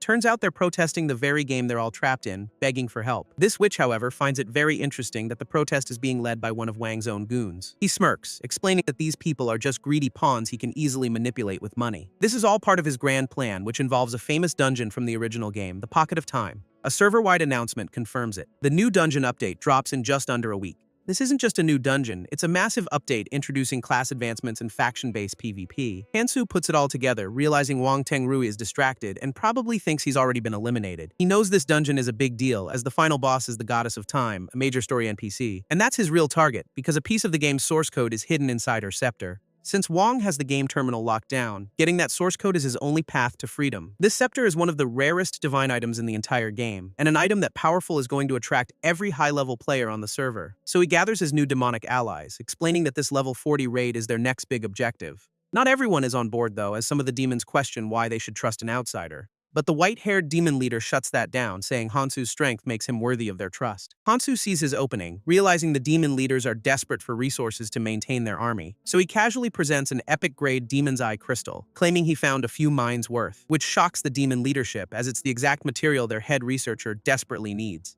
Immediately, the other demons start demanding their cut, arguing they helped him get it in the first place. One of the more forward demons even tries to sweet-talk him, asking if he has any other goodies to share, and Hansu responds by revealing a massive pile of treasure, basically a dragon's hoard of rare materials. His loyal red-horned companion immediately calls out the others for being greedy, saying Hansu earned all of this himself. So to reward that loyalty, Hansu gifts him a legendary-grade bracer that boosts his defense. This demon is completely flustered by the gesture, barely able to ask what he's being given, before another demon swoops in, explaining it's a relic once worn by the great Lucifer himself. With everyone's attention secured, Hansu puts a force field over the loot, telling them they have to join his army to get a piece. Without a moment's hesitation, 3 of the demon captains pledge their entire core to his cause. In an instant, the entire demon faction is kneeling before him, their loyalty bought and paid for. Hansu then reveals his trump card, activating a special ring and channeling the power of Lucifer, which projects a massive, godlike phantom of the Demon King right behind him. A system window explains this is a legendary hidden item that lets him summon the phantom for 30 seconds.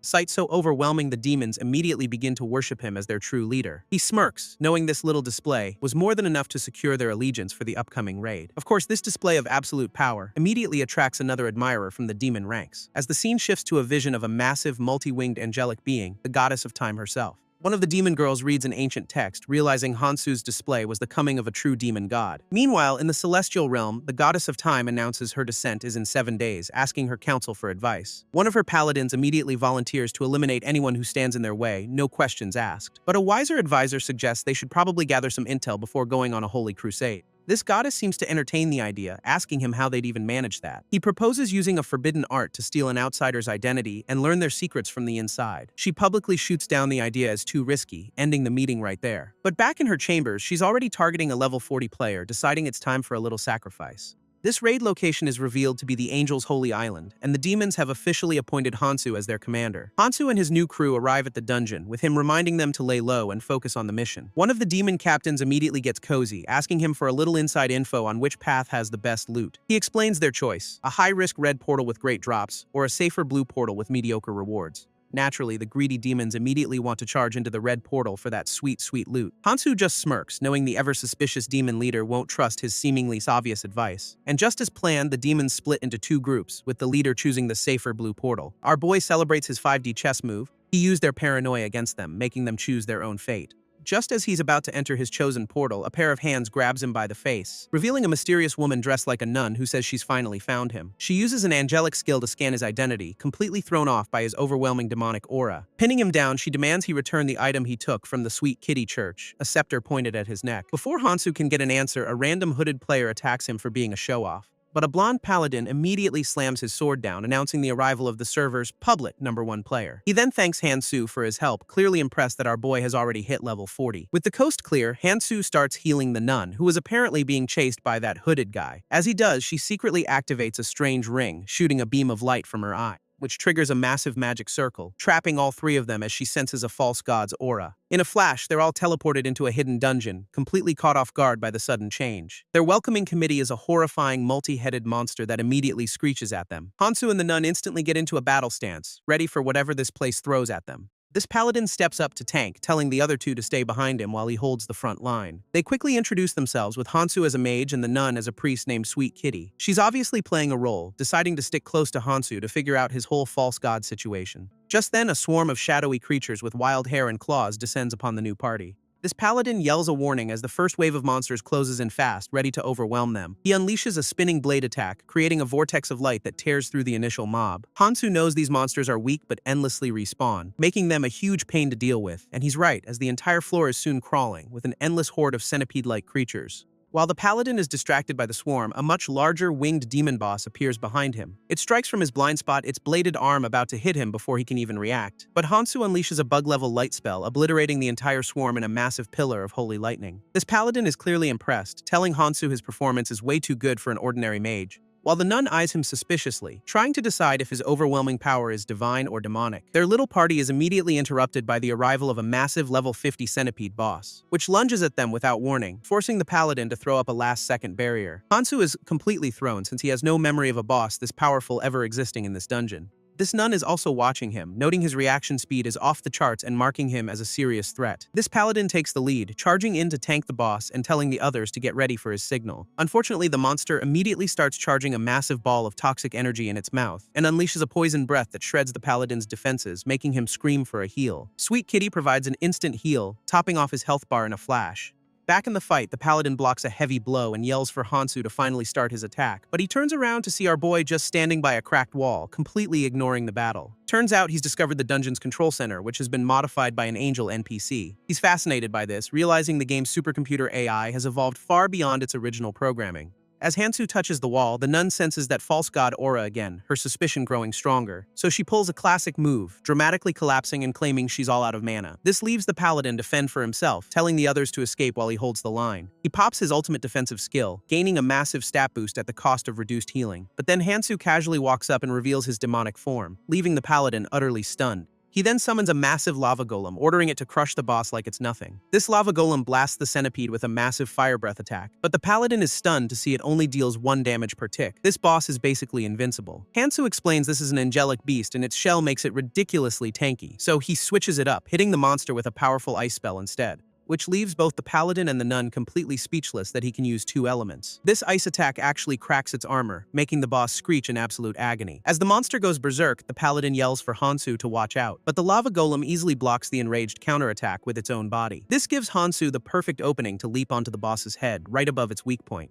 And he one-shots the thing with a single punch, dealing max damage and ending the fight instantly. This boss explodes into a shower of high-quality loot, including some epic-looking gear. With the massive centipede defeated, the other two can only stare at the aftermath in disbelief. While looting, Hansu senses the Angel Queen's aura, wondering why she's meddling in this low-level dungeon. He knows her personality, and her presence here means something is seriously wrong, which makes him realize his demon allies who took the other portal are in grave danger. Without explaining, he just tells the others to follow him and dashes off deeper into the dungeon. This nun immediately gets paranoid, wondering if he's somehow figured out her secret mission. Meanwhile, the demon leader who chose the safe blue portal is getting absolutely demolished by angelic knights. In stark contrast, the demons who took the red portal have found a beautiful, peaceful area full of easy mobs. They're having the time of their lives, with the white-haired demon leader laughing as he effortlessly clears the room. Meanwhile, the demons who followed Hansu are chilling in a gorgeous area, praising him for picking the easy route, and his loyal red-horned buddy is already swimming in loot, happy as can be. They're all just admiring the scenery, completely unaware of the massive jellyfish boss floating right above them, which a system window reveals is a level 50 heavenly jellyfish mother. A nasty surprise. This red-horned demon immediately goes on the offensive, smashing the smaller jellyfish with his tendrils. But he's shocked to see that everyone he destroys just splits into 2 more.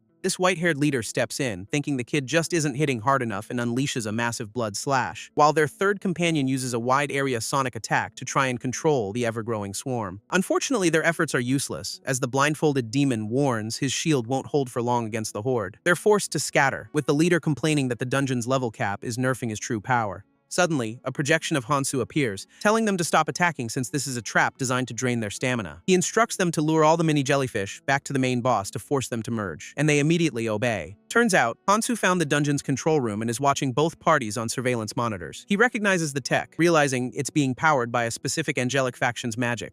Communicating through the system, he tells his allies to just focus on surviving while he figures out a solution, warning them that if they die here, they'll become permanent slaves to the Angel Queen. Over in the safe blue portal, the paranoid demon leader and his crew are surrounded by unkillable shadow phantoms. This leader is finally starting to believe Hansu is legit, right before Hansu's voice cuts in, asking what they're doing. This demon leader immediately flips out, accusing Hansu of setting this trap as the Phantom begin to attack with chains. But one of his own subordinates grabs him, yelling that Hansu is trying to save them and he needs to stop being ungrateful. That demon subordinate is still trying to talk some sense into his paranoid leader, telling him to get a grip. This Phantoms immediately attack with spectral chains, and the rest of the demon crew starts to panic. From the control room, Hansu realizes the Angel Queen's trap makes the Phantoms attack anyone showing hostility. He immediately contacts the group, ordering them to ignore the Phantoms and just close their eyes. They reluctantly obey, but the paranoid leader is still asking why he should trust the guy who trapped them. Hansu lays out the stakes. If they die here, they'll just become mindless puppets for the Angel Queen. This nun is internally freaking out, realizing Hansu knows she's behind this but isn't calling her out. Meanwhile, the paladin is just impressed by Hansu's deep knowledge of the game's lore and NPCs. Over in the blue portal, the red-horned demon is just blindly smashing through walls trying to find his leader. This paranoid leader stands with his eyes closed, still convinced this is all a trick to get him killed. So against all common sense, he decides to take a little peek,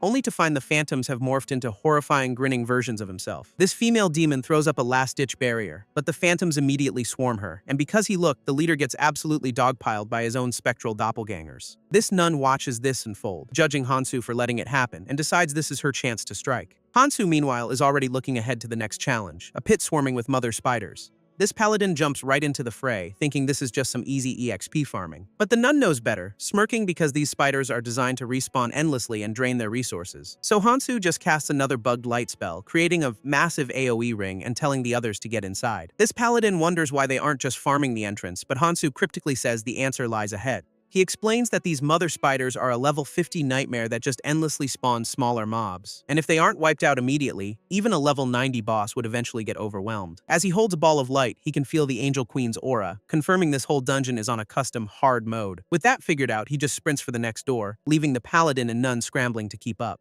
This nun is getting seriously paranoid, wondering how this random mage knows so much about her clan's secret weapons. Turns out Hansu has found the dungeon's real control center, a room he actually designed himself. On a massive floor screen, he sees a vision of a captured female demon being chained by an angelic being. She's desperately calling out for the messenger to save her, clearly in a very bad spot. Meanwhile, the paranoid demon leader from the Blue Portal group is completely losing his mind, attacking the Phantoms. So Hansu just tells his red-horned buddy to go knock him out, and the guy looks absolutely thrilled for the job. A new female demon ally by Hansu's side can't believe a top-tier boss is being mind-controlled by a level 50 illusion. With the paranoid leader unconscious, she orders the red-horned demon to destroy the magic circle on the floor. He happily obliges, shattering the glowing sigil with a single powerful punch. Back with the jellyfish crew, they're getting tired of just dodging, wondering when they can finally fight back. This blindfolded demon finally gives the signal. It's time to take down the main boss. Their white-haired leader immediately leaps into action, preparing a devastating final blow. He unleashes a massive slash of dark energy, aiming to end the fight right then and there.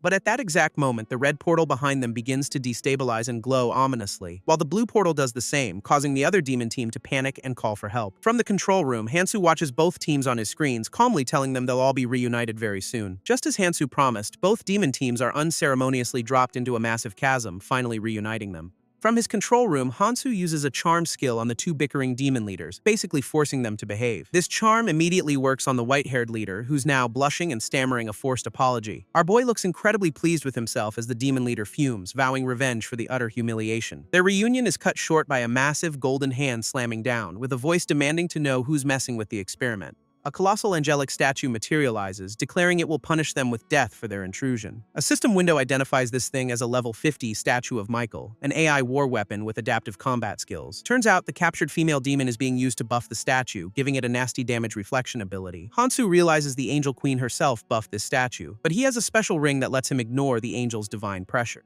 Unfortunately, his allies don't have that luxury and are getting debuffed, so Hansu orders them to hold back until he figures out the buff. This golden statue begins to gather light, preparing its first attack, which turns out to be a massive light construct hammer and sword ready to bring the pain. This demon crew barely manages to block the initial strikes, screaming for Hansu to do something before they get wiped. This statue winds up for a devastating overhead slash, aiming to flatten Hansu completely. But the paladin, ever the tank, leaps in to block the blow, his shield immediately starting to shatter under the immense pressure. Hansu notes that the statue's reflection buff didn't activate, deducing it must have specific trigger conditions. Just as he's about to test his theory, he spots a massive, multi-elemental spell barrage coming from another direction. It's a full-on kill-steal attempt, with some unseen party laughing about how they're going to take the final boss. This chaotic spells rain down, forcing the already struggling demons to scramble for cover. A new player enters the field, a skeletal bard who effortlessly puts up a barrier, mocking the incoming attacks as weak. This skeletal bard is actually a white-haired demon who mocks the new arrivals with a massive dark magic attack.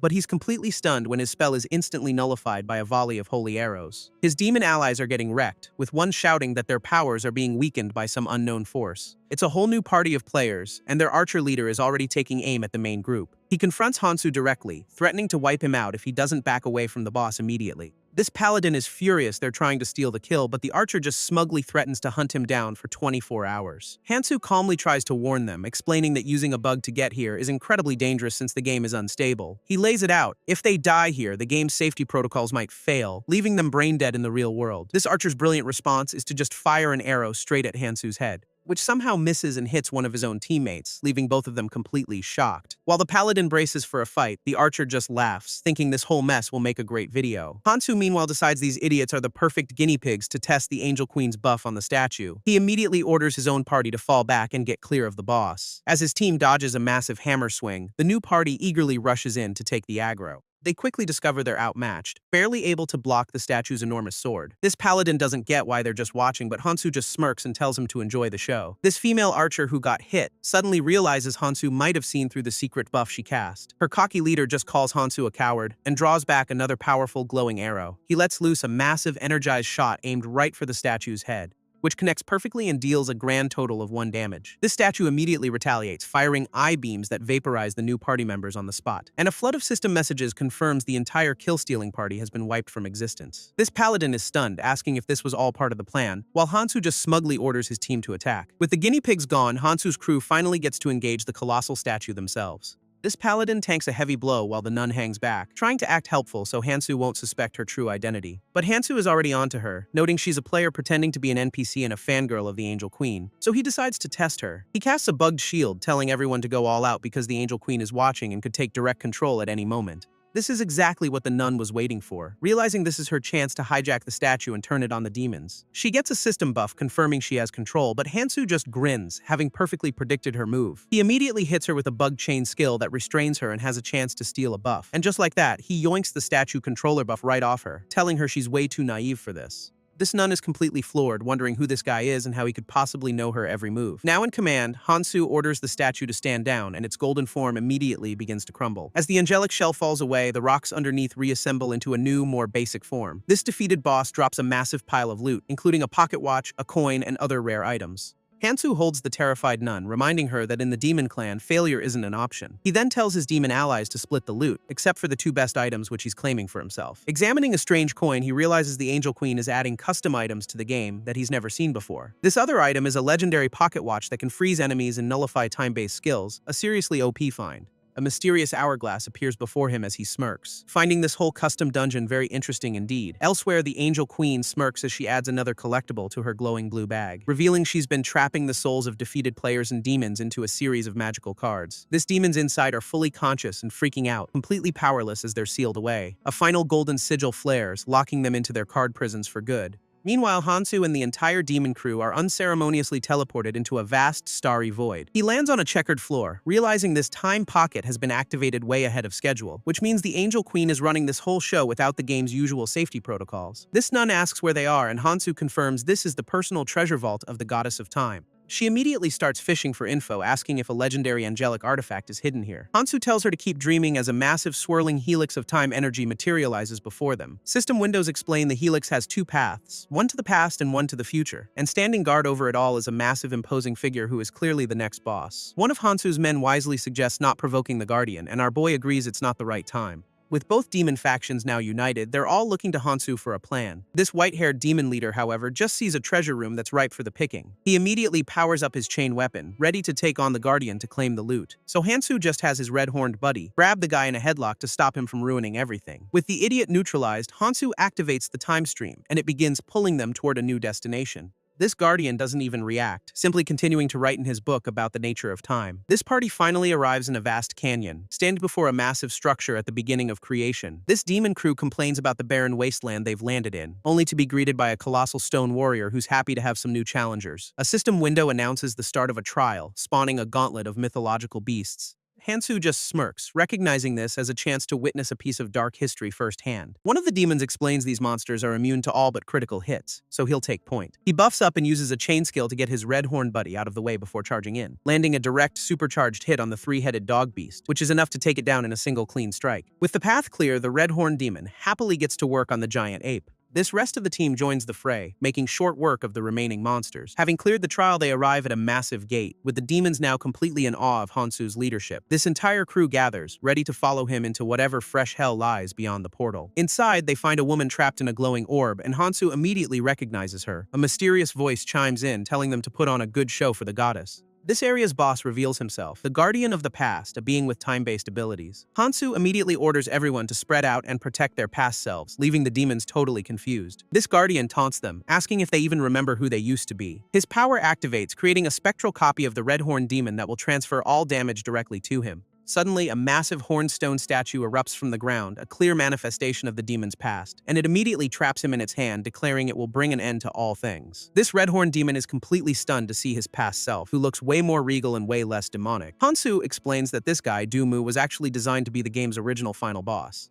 But he was so ridiculously overpowered that Hansu just deleted him for being no fun to fight. Back in the present, the Guardian of the Past channels a massive fire attack, ready to bring the pain. This stone manifestation of Dumu's past now stands before him, ready to enforce the trial's rules. This rest of the demon crew can't believe their buddy used to be that strong, which explains a lot. Hansu clarifies that while he was the final boss in the lore, players never actually fought his full power version. Meanwhile, the nun is getting nervous, realizing this version of Dumu is a serious threat that needs to be taken out. This stone guardian roars, preparing to unleash a wave of absolute destruction. A massive firestorm erupts from the ground, forcing everyone to scramble for their lives. This Guardian declares this is the end of the line, personally stepping in to finish the trial. Hansu tells his team to stay back since they can't handle the Guardian's flame skill, leaving him to handle the rescue. He gives the white-haired leader a simple job: wait for an opening, then rush in to save Dumu, much to the guy's disbelief. Turns out, Dumu is the Blood Demon King, making him immune to blood-based attacks, so Hansu charges in. This moment he enters the historical node. System windows pop up with some nasty debuffs Hansu didn't plan for. It's revealed the Guardian is using Dumu's past self as a divine weapon, channeling his immense power. Realizing his own damage output is nerfed, Hansu whips out a bug chain skill to even the odds. These glowing green chains immediately wrap around the stone Guardian, locking onto its health bar.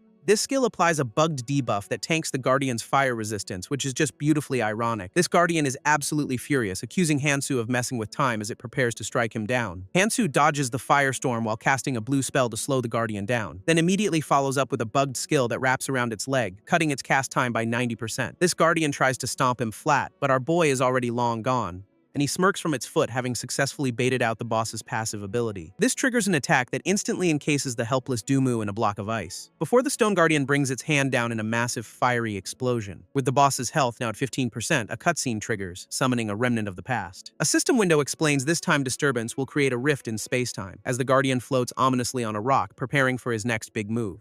While meteors rain down from the sky, Hansu just grins, confirming his plan is working perfectly. Suddenly, a grotesque multi-eyed monster appears, the so-called Time Remnant. This white-haired demon leader immediately powers up to blast the new monster, calling it trash. But Hansu stops him, pointing to a newly opened time rift and telling him it's his turn to shine. Looking way too confident, the guy leaps into the portal, promising not to disappoint. Inside, he finds two objectives, a mirror image and a tombstone. Realizing these are the keys to the fight, he immediately smashes the tombstone with a single punch, destroying the time echo for good. Back outside, the massive stone manifestation of Dumu's past starts to crumble into pieces. Hansu, meanwhile, has copied the Guardian's ultimate skill, giving him a 5-minute power-up. The Thrissville Guardian is absolutely livid, gathering dark energy for a final desperate attack. He unleashes his own annihilation skill, surrounding himself in a vortex of destructive power. This Guardian concedes defeat, impressed by Hansu's unconventional win, and agrees to return the nun as a prize. As she falls back into his arms, the nun is completely baffled, wondering how Hansu is even here. This immediately makes her suspicious, realizing there might be another double agent working for the Angel Queen. This guardian then opens two portals, offering a choice between the present treasury or the future's palace of destiny. Meanwhile, back in the real world, the news is reporting that over 3,000 players are now trapped inside the game. This crisis has a developer absolutely losing it, screaming at one of his employees for being useless. He gets aggressive, blaming the guy for the whole mess and threatening him with serious consequences. But the employee just calmly promises to handle it before walking out, leaving his boss fuming. A blonde colleague then asks him what the plan is, suggesting they get Abraham to solve the problem. This just sets the guy off, as he snaps that they're all useless parasites who only know how to rely on one person. He storms off down the hall, leaving his coworker completely stunned by the outburst. Turns out, Blondie is a spy, immediately texting his contact that something is seriously wrong with their target. Back in the game, Hansu reflects that this dungeon was never supposed to trap players like this. And with so many lives on the line, he's just hoping the notoriously selfish white-haired demon leader doesn't screw things up. He knows the guy is a loose cannon, so he resolves to clear the dungeon and save everyone before things get worse. Hansu then gives the white-haired leader his mission: stay behind in the time rift and wait for the perfect moment to act. This guy eagerly accepts, promising not to fail as he stares into a swirling dark vortex. With that sorted, Hansu opens a new portal for the rest of the crew, telling them their next target is the Guardian of the Future. A system window warns that this portal will split them up for individual trials based on their future selves. And we see one of these trials begin, where a demon is forced to fight shadowy clones in a test to defeat the messenger. One of the demons realizes if just one of them clears their trial, the whole team advances. Meanwhile, another demon gets a system prompt to rescue his teammate, who's being dragged into a dark void. Turns out this trial has a nasty debuff that nerfs all healing, making this a nightmare for a support class. In a different trial, a fire-wielding demon has no choice but to tank a direct hit from a falling fire golem, but he dodges the initial impact with a powerful leap, narrowly avoiding getting flattened. This system declares the messenger of the end will go first, as a massive fire attack is unleashed. With that, he clears his trial, relieved that the challenge was at least within his attack range. Elsewhere, a different demon's trial begins, pitting him against a squad of angelic archers. In yet another trial, two spectral demons are locked in a standoff within a swirling vortex. Back with the healer, he finds himself chained, realizing this trial is judging his past actions and restricting his abilities. This system gives him only one shot, forcing him to decide between targeting the Angel Queen or the Demon Army. He checks his skills again, confirming the debuff has inverted his healing. Any attempt to help will just hurt his allies more. He sees an angel charging up a level 90 skill, the Arrow of Judgment, knowing his nerfed heals can't possibly save his friend. With no other choice, he activates a sacrificial skill, trading 99% of his own health to fully heal his target. This skill activates just in time, creating a shield around the male demon who intercepts the arrow meant for his partner. His trial is cleared, and he's just glad it's over, realizing he'll have to rely on the others to win from here on out. But his relief is short-lived as a voice declares its intent to destroy everything, leaving him completely stunned. Before him stands a colossal, fiery version of himself, his future self, who has entered an annihilation state. He collapses, realizing his one life-saving skill is on cooldown, making this future version of himself completely unbeatable. His only hope is to bet that the Goddess of Time's rules still apply, preventing his future self from killing him outright. A system window pops up, announcing that the whole crew has passed their individual trials and are now reunited. This white-haired leader immediately grabs Dumu, playfully annoyed that he finished first, while Dumu just laughs about winning their bet. Their reunion is cut short by a massive hoof stomping the ground, heralding the arrival of the next boss. This Guardian of the Future, a colossal Minotaur-like warrior who declares their fate is already sealed. But he's just the muscle, as the real threat, the messenger of the end, sits calmly on a giant wolf above them. This entire demon party now stands together in a new desolate arena, facing their final challenge. This guardian wastes no time, immediately trapping the whole team in a cage of blue energy as the trial begins. With a command from the messenger, the guardian readies his axe, dwarfing the adventurers below. He brings the massive weapon down in a devastating swing aimed at wiping them all out at once. This team scatters, with their leader yelling for everyone to focus their attacks on the Guardian. Meanwhile, the messenger activates a wide-area skill called Fate Weaving, which slowly spreads across the battlefield. This crew scoffs at the slow-moving attack, confident that even their weakest members can dodge it. Of course, the messenger just smirks, using a foresight ability to make his skill instantly activate, and the attack teleports right under their feet, forcing the leader to yell for everyone to use their damage reduction skills. Realizing the messenger is just a support unit protecting the Guardian, the leader orders everyone to charge the big guy. This Guardian responds with another swing, creating a wall of dark energy that blocks their advance. Switching gears, the leader tells his winged teammate to fly up and snatch the crystal orb from the messenger. She takes to the air, figuring the messenger is strong but slow, making him an easy target for a speed-based attack. This messenger, completely unfazed, activates Predestination, a skill that marks one random player for a huge hit. This winged woman is the unlucky target, and with a 5-second timer ticking down, the leader screams for her to get back so they can share the damage. This winged woman knows she's out of time, racing to grab the orb before the messenger's foresight kicks in. And with only 3 seconds left, she taps into the goddess of time's power to defy his predictions. But the messenger is already using his own ability, mapping out all her possible moves to find the path to victory, which makes him completely stunned when she dodges his counter, somehow managing to see his future instead. And with just 1 second to spare, she lands safely, announcing to the team that she pulled it off. Just as the leader yells for everyone to heal, the predestination skill finally activates, and the entire team takes the hit together, successfully splitting the massive damage between them. This messenger just scoffs, taunting them that even if they can predict his moves, they can't escape their fate.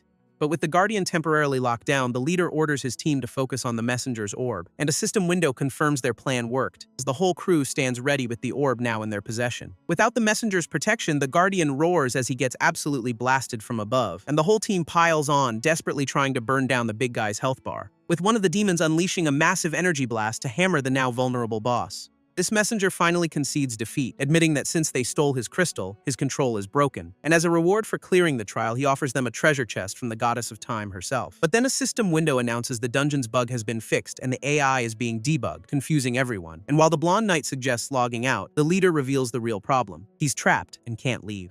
This knight just smirks, declaring he'll stay too, since the #1 ranked player can't be seen running away. As a new system window confirms, the player count is down to 5, with the remaining members ready for the next trial. They all look up as a massive crystalline structure descends from the sky, radiating an incredible amount of pressure. This crystalline structure wastes no time, firing a massive spear of purple energy at the team. But instead of a fight, the goddess of time herself, Kronos, materializes in a cosmic void. This remaining players are completely floored, though one of them immediately senses something is wrong with her. A close-up confirms it. Her face is split, one eye crying while the other glows with a sinister red light. With a single command to kill, she unleashes her power on one of the unsuspecting players below. And her attack instantly cuts through 2 more members of the party, who are caught completely off guard. Turns out she's not here to help, as she unleashes a wave of dark energy to wipe them all out. And just like that, the entire team is down, left unconscious on the desolate ground. This leader, barely conscious, can only wonder if this is really how his journey ends. His thoughts drift to the fact that dying here means dying for real, regretting the choices that led him to this moment. That regret quickly turns to pure rage, questioning why they have to be the ones to die and blaming someone called the king. He screams in defiance, absolutely refusing to go down like this after being betrayed and used. But a mysterious voice speaks from the darkness, sensing his rage and offering him one last chance. This goddess of time then appears, holding an hourglass as if to turn back the clock just for him. Suddenly, he's back on his feet, infused with a strange new power, wondering if her killing intent somehow affected him. He immediately lunges at her in a blind rage, but she calmly stops him, saying the world needs a hero. As he breaks down, she explains her consciousness is being corrupted and this is the last thing she can do. He has to stop her. At that exact moment, the corruption takes over completely, twisting her into a terrifying dark version of herself.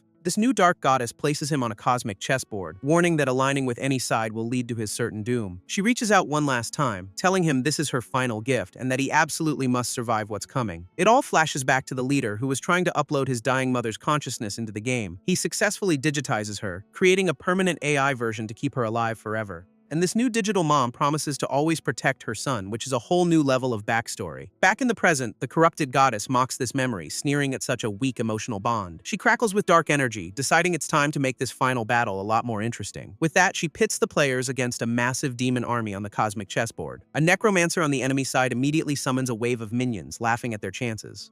But the nun steps forward, countering the dark magic with a blast of holy light. Meanwhile, one of the 3 guardians gathers his own power, vowing to protect the goddess's true glory. He unleashes a massive energy beam that completely wipes out the demon vanguard in one shot. This attack even clips the corrupted goddess, knocking her health down to 70% and making her furious. She roars that these ants are going to pay for daring to lay a hand on her. But the leader activates his new power, nerfing everyone in a massive radius down to level 40. This goddess tries to crush his magic circles with her bare hand, but his time-based spells hold firm. Completely enraged, she unleashes a storm of purple energy, screaming that no one can defy Kronos. This leader immediately yells for the 3 guardians to use their ultimate defense skill to protect the team.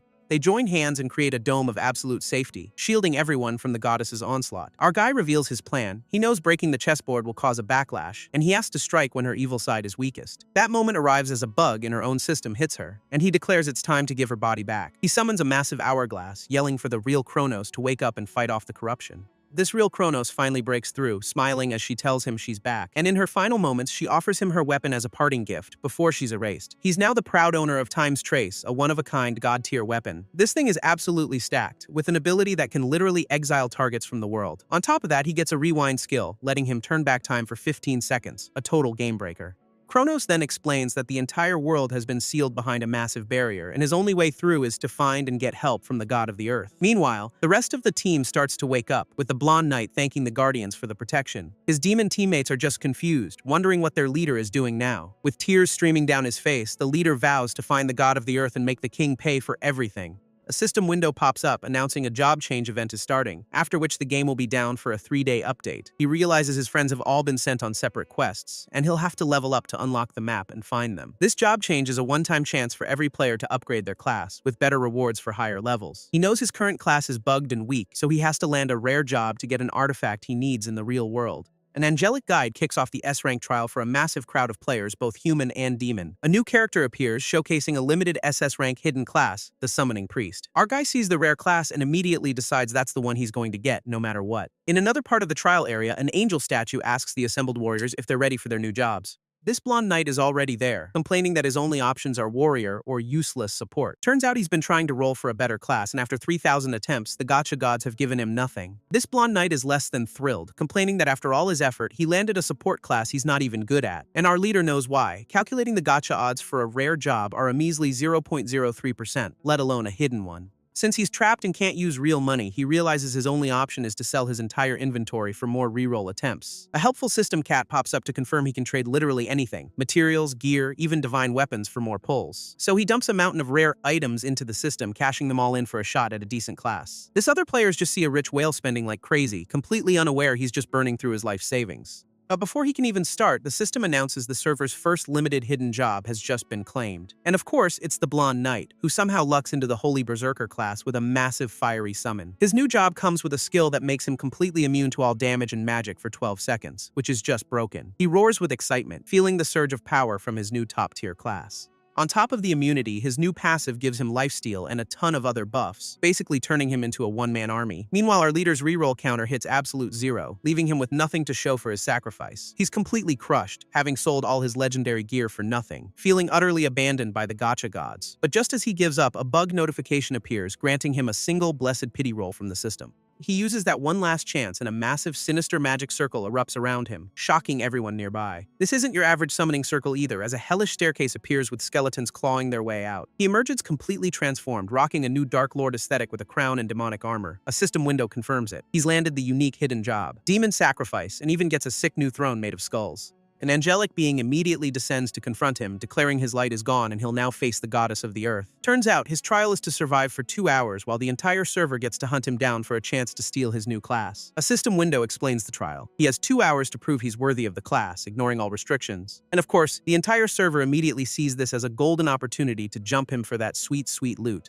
Even though he's only level 40, he's completely unfazed, basically daring the massive mob to make the first move. A couple of knights charge in first, thinking he's just a squishy summoner and an easy kill, but he just casually unleashes a wave of hellfire from his throne, knocking them back without even getting up. This attack hits way harder than expected, and the knight immediately starts screaming for a priest to heal him. Their leader just rallies the troops, yelling that with their numbers, they can definitely wear him down eventually. Our guy just smirks, welcoming them all to become sacrifices for his new demonic powers. He then summons a field of dark crosses, a skill that calls in stronger demons to finish off weakened enemies. And with that, he summons his first big gun, a massive level 40 demon commander. Turns out this is Dumu, the Flame Demon Army commander, and our leader welcomes his old ally back to the fight. Dumu kneels before him, pledging his undying loyalty to his master on his new throne of skulls. This other players absolutely lose their minds, realizing he just summoned a legendary boss-tier demon with a 20-minute timer. With his first commander on the board, he decides it's finally time to deal with this annoying mob. This knight leading the charge isn't backing down though, ordering his own squad to push forward. But Dumu steps in their way, cracking his knuckles and telling them the road is officially closed. He then unleashes a literal hellfire inferno, completely engulfing the vanguard in flames. One of the players gets caught, screaming that he'll just use a resurrection stone since he's a whale. This knight ignores the chaos, leaping high into the air for a powerful downward strike on our guy.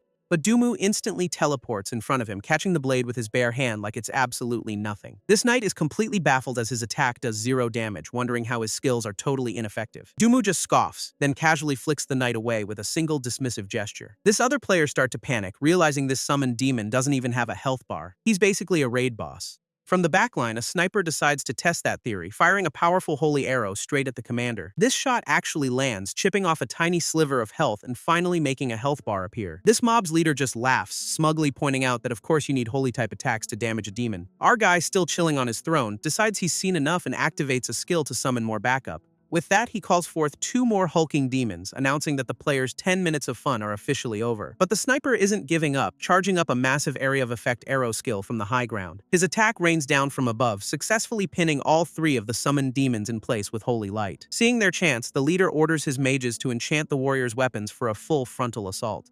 This new strategy works like a charm as the holy-powered knights start tearing through the immobilized demons. Our guy finally gets off his throne, a little disappointed that his summons couldn't handle this mob on their own. This main knight sees an opening and charges straight for our leader, getting buffed by his priest from a safe distance. But our guy just casually bats away some incoming magic projectiles, completely unfazed by their coordinated attack. He actually redirects the shots right into Dumu, who takes the hits for him without a second thought. He's now using his own legendary summon as a literal meat shield, which is a pretty cold but effective move. Realizing the summons are just a distraction, the enemy leader orders everyone to ignore them and focus fire on the main target. This leader checks his cooldowns, knowing he just needs to stall for 5 more seconds to land another big hit. To make sure it counts, he chugs a cash shop potion that makes him immune to demon attacks and doubles his holy damage. With his buff about to run out, the knight leader stares up at our guy, who's still just chilling on his throne. Our leader just smirks back, ready to flip the script on this entire fight. He pulls out a glowing book and activates a golden contract, a skill that lets him summon holy beings.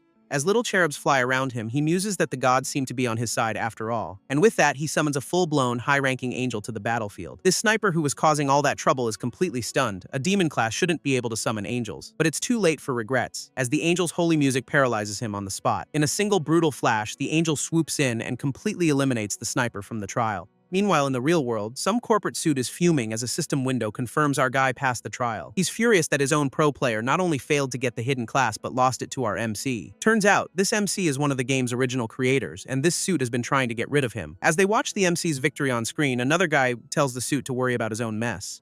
Elsewhere, a mysterious red-haired man decides he needs to eliminate our hero before his identity gets out. This suit, however, sees a business opportunity and gets on the phone to spin this into a PR win. His associate is annoyed, pointing out that their investors are now interested in the very guy they tried to sabotage with GM powers. This suit just laughs, revealing his plan to have his associate pretend to recruit our guy into their guild. His partner grins, realizing they can use him for dangerous dungeons and just let him accidentally die. Back in the game, our guy immediately gets a guild invite from that same associate who's now using an in-game avatar. This guy approaches, acting all friendly and praising his strength before extending the official invitation. Our leader considers it, knowing he needs allies to fight the king, but he's also aware this is probably a trap. Our guy considers the offer, thinking about his old NPC crew and deciding he needs real allies now to take on the king. This recruiter sweetens the deal, promising him priority on all guild resources and mentioning a special dungeon item. That gets our leader's attention, an item to upgrade a guild. He knows the king must be feeding these guys info to try and use him, so he agrees to join, and the recruiter is thrilled, announcing to the whole party that their new powerhouse is on board. This plan is simple. The recruiter sends our guys summons with a recon team while he personally escorts the MC to the boss. With his summons dispatched, our leader opens a portal and leads the main party into the dungeon. They arrive at the entrance to a dark cave, and the recruiter grins, saying they're just in time for the boss's first respawn. But as they peer inside, the recruiter's face suddenly drops in total shock, because the dungeon's pre-boss, a pink-haired woman, is just casually relaxing in a spring. Our guy explains this boss drops an item that gives a 10% stat boost to the entire guild, making this a must-win fight. 2 of the guild's frontliners don't waste any time, charging straight in to attack. This boss just starts singing, and her hypnotic melody immediately takes control of the 2 charging warriors. Under her spell, the 2 guildmates turn on each other, clashing weapons in a blind rage. An archer in the backline identifies it as a charm skill and fires off a purification arrow to break the spell. This holy arrow lands, and the boss seems more annoyed than actually hurt by the attack. Meanwhile, the 2 warriors snap out of it, completely dazed and confused about what just happened. Realizing they were manipulated, they get furious and charge back in for round 2. This time, the boss unleashes a ground-based attack that inflicts a nasty bleed effect on anyone who touches it. While the others are distracted, our leader starts charging up a massive summoning spell from the back. He unleashes a divine skill called Starfall Void, instantly wiping out 15% of the boss's health in a single blast. This guild members are floored by the damage our guy just dealt, realizing how lucky they are he's on their side. But the boss isn't done yet, summoning a swarm of glowing white doves that start circling the area. This recruiter yells for everyone to dodge, but it's too late as the doves explode, taking out a couple of guildmates. When asked for more backup, our guy just says he's already hit his demon summoning limit for now. Unfortunately for the recruiter, one of those explosive birds heads straight for him, and he gets a face full of holy explosion for his trouble. He's absolutely furious, accusing our leader of setting him up on purpose. our guy just smirks, saying it's all for the boss, as the rest of the guild gets taken out by the doves. Losing his cool completely, the recruiter orders the entire party to drop defense and just zerg the boss down. This brilliant strategy results in even more of his guild members getting wiped out by the explosions. He just stares in horror as a flood of system notifications confirms his party is getting decimated. Turns out the boss's skill sacrifices her minions to heal herself, and the guild members are now those minions. This charmed guild members then mindlessly charge into a dark portal our guy conveniently opened up. This nets him a massive EXP boost, and he instantly gains 2 levels from their sacrifice. Now at level 50, he stands over the defeated boss, leaving the recruiter completely speechless. He knew the king was trying to use this guild to get rid of him, but the plan clearly backfired. He reveals his true plan. He was just using them to get the boss's health down to 10%, because at that threshold his demon sacrifice skill activates, letting him convert the boss into his own personal summon. And just like that, the former boss is now his loyal subordinate, even handing over a rare item called Cupid's Tear. This recruiter, having contributed nothing but bodies, furiously demands our guy hand over the loot. Our guy just smirks at the recruiter, asking him what he plans to do now that his entire scheme has fallen apart. This recruiter is left completely stunned, surrounded by the ghostly purple spirits of his own fallen guildmates. He realizes he's trapped, with his former allies now serving as our hero's personal demonic army. In a desperate move, he fires off a grappling hook item, trying to make a quick escape from the ambush. He zips into the air, thinking he can get away now that he's the only one left, but he's dead wrong. One of the massive spirits of his former guildmate leaps high into the air to intercept him, and slams him right back down to the ground with a devastating crash. Before he can even get up, another one of his ex-teens lands a solid punch right across his face. This beatdown continues as a wolf-like spirit sends him flying with another powerful blow. Finally, a horned demon grabs him by the head, ready to end this little rebellion for good. Pinned to the ground, the recruiter tries to bargain, but our guy coldly reminds him to know his place. This recruiter looks up in terror, demanding to know what's happening to his body. But his personality suddenly flips, and he starts threatening our guy, telling him to kneel or be erased. For a split second, this sudden bravado actually catches our hero completely off guard,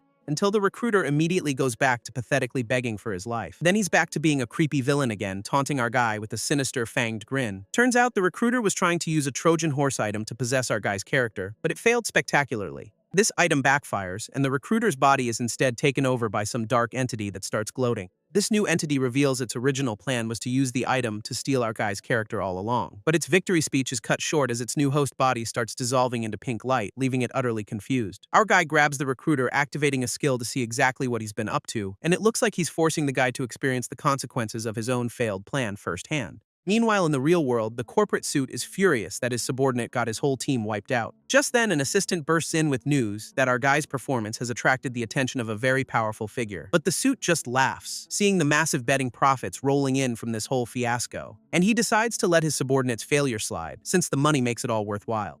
He warns his team not to mess with our hero for now, since he's being watched by someone important. With his legs dissolving into code, the suit heads off to report to this mysterious backer. Back in the game, our guy realizes he needs to figure out who this powerful person is that the king fears. To do that, he decides it's time to build his own guild and gather some allies and intel. He steps out of the dungeon and is greeted by a friendly-looking knight player.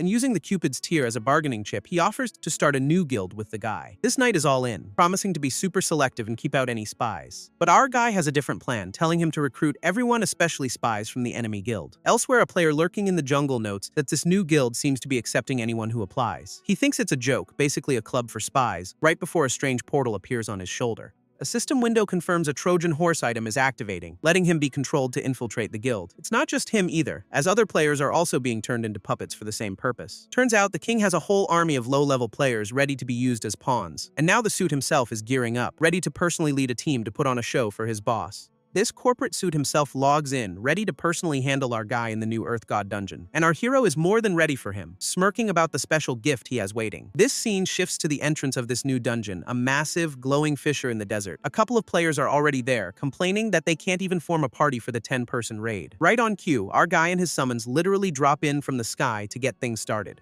His presence immediately spikes the dungeon's difficulty to hell mode, leaving the other players speechless. Inside, he finds the layout is completely different from what he remembers, with red eyes watching from the dark. Instead of the first boss, he's in a random cave with some giant mob lifting a boulder. A mysterious cat-like guide appears, giving him a new quest to find the real boss of the area. To get a better look around the dark cavern, he has his Cupid summon act as a living flashlight. This light reveals the cave walls are absolutely covered in thousands of pulsating eggs, and crawling with a massive swarm of giant monstrous ants, which is just perfect. He immediately summons his army of demonic spirits to deal with the bug infestation, but his regular summons are completely overwhelmed by the sheer number of these B-rank ants. So he activates a sacrificial skill, preparing to bring out something much stronger. He calls forth one of his most powerful partners, a formidable red-horned demon. This new summon unleashes a massive wave of fire, incinerating the entire ant swarm instantly. Unfortunately, the intense heat from the attack also causes all those eggs to start hatching at once. From the flames, a new A-rank flying ant emerges, dripping with some kind of corrosive acid. And it's not alone. An entire swarm of these upgraded flying monsters now faces him. Realizing the ants will just keep spawning, he tells his demon to create a bigger opening, and his partner obliges, smashing the ground to reshape the terrain with a fiery punch. This brilliant move only reveals an even larger, more horrifying swarm waiting in the darkness below. Our guy grits his teeth, knowing the king must have personally designed this hellish level just for him.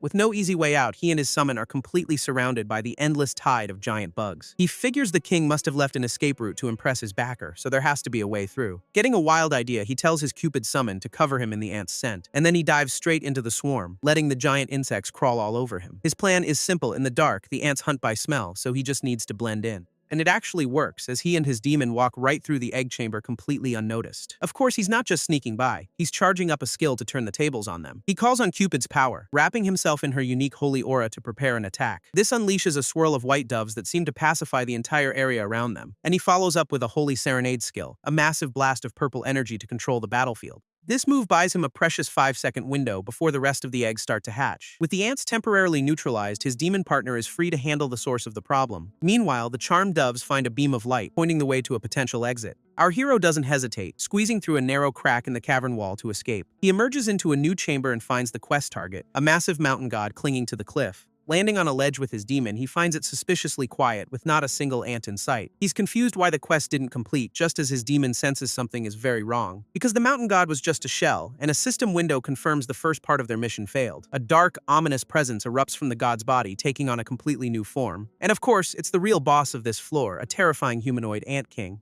A new quest pops up with a simple objective: kill the Ant King in 10 minutes or face a party wipe. This boss immediately activates its domain, buffing every single ant in the cavern by a solid 30%. With the clock already ticking down, our guy knows this is going to be a serious challenge. He realizes all the ants he just pacified are now back online and stronger than ever, completely ruining his strategy. Even Cupid's holy doves are sent out, but it's a futile gesture against the overwhelming swarm. This A-rank ants are now completely immune to control skills, tearing the doves to absolute shreds. His other summons are getting overwhelmed, telling him to just escape while he still can. He calls on another summon, a winged creature, to try and create an opening for them. Meanwhile, he orders his main demon to use a ground-clearing attack to deal with the endless mob. With his summons buying him some precious time, he can finally focus his attention on the Ant King itself. But the Ant King teleports right behind him, mockingly asking if he was looking for it. It grabs him by the head, its unique skill allowing it to devour literally anything it touches. He's shocked that it can think and speak, realizing it must have absorbed the mountain god's power. Just in the nick of time, the corporate suit's avatar swoops in with a fiery punch to save him.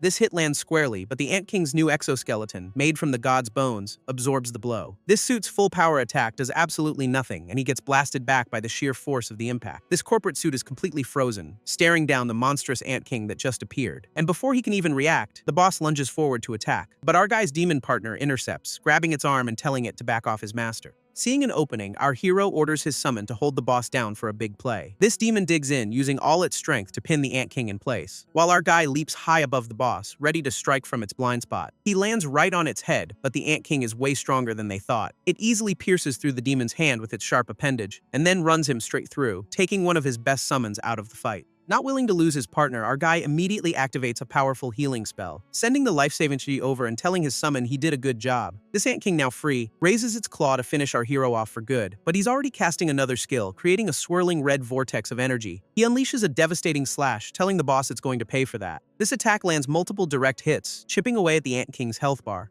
which only makes it roar in absolute fury, clearly damaged but not defeated. This boss retaliates with a powerful swing of its own, forcing our guy on the defensive. At that exact moment, his winged summon warns him the entire ant swarm is heading their way again. Surrounded, he activates an assimilation skill, unleashing a wave of dark fire. This new ability turns the ants on each other, forcing the swarm into a chaotic frenzy. This Ant King is absolutely furious, roaring about him, daring to harm its children, and it taps into the mountain god's power, its spectral form looming right behind it, which our guy instantly recognizes as the god's ultimate skill, a very bad development. His winged summon swoops in, warning him to be extremely careful of the incoming attack, as the Ant King unleashes a storm of purple energy spikes with completely random trajectories. Knowing he can't win by just dodging, he decides he has to pin the boss down himself. But the Ant King just stands there amidst the chaos, looking completely untouchable. To make matters worse, the mission timer is now down to a nail-biting 15 seconds. He grits his teeth, knowing a boss that can reshape the terrain is a hell of a challenge on a clock. And his summon confirms the bad news. The Ant King is controlling all the rocks, cutting off any escape. Weaving through the attacks, he realizes this must be the boss's last-ditch, all-or-nothing move. But he's also wondering if this final burst of power is just for show. A system window pops up, identifying the skill as Mountain Prison, designed to crush him completely. This Ant King gloats, telling the puny mortal to prepare to be erased. But our guy notices the attack isn't nearly as strong as the original Mountain God's version.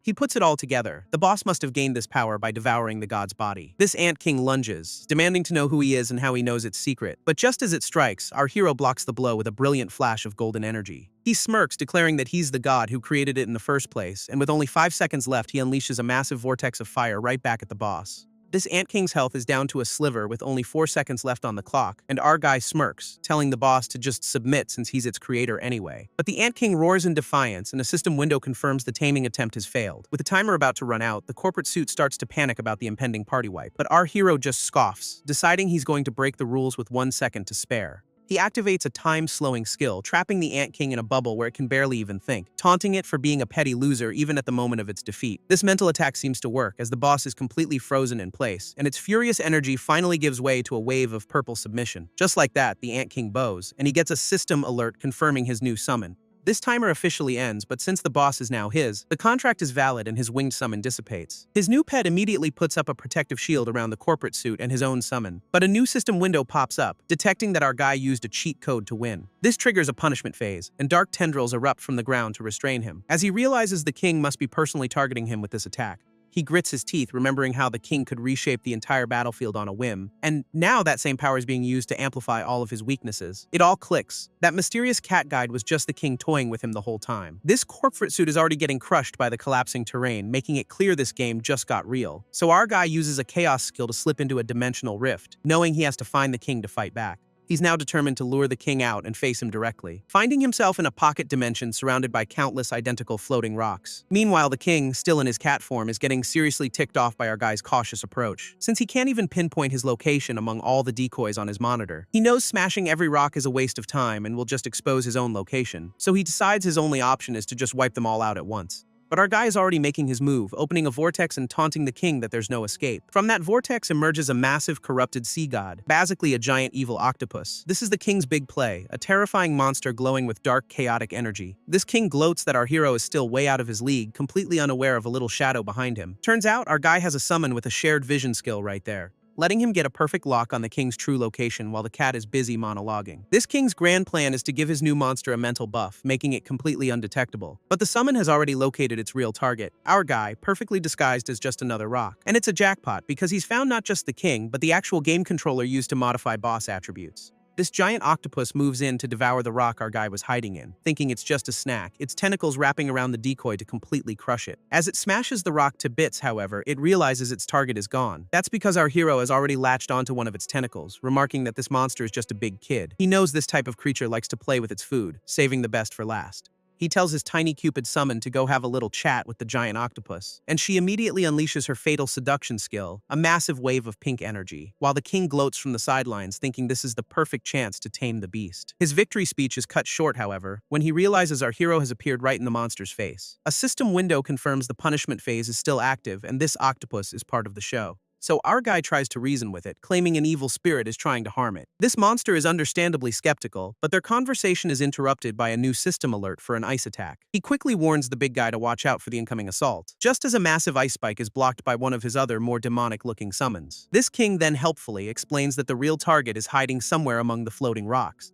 which sends the octopus into a frenzy as it starts grabbing them to find the culprit. It proceeds to smash the rocks together, not exactly the most subtle search method. Annoyed by the slow pace, the king decides to just buff the monster's power by 200%. With the new buff active, a fresh volley of ice thorns materializes in the air, but the enraged octopus just roars and prepares to counter the attack head-on. It easily shatters the incoming ice projectiles by flinging more rocks at them.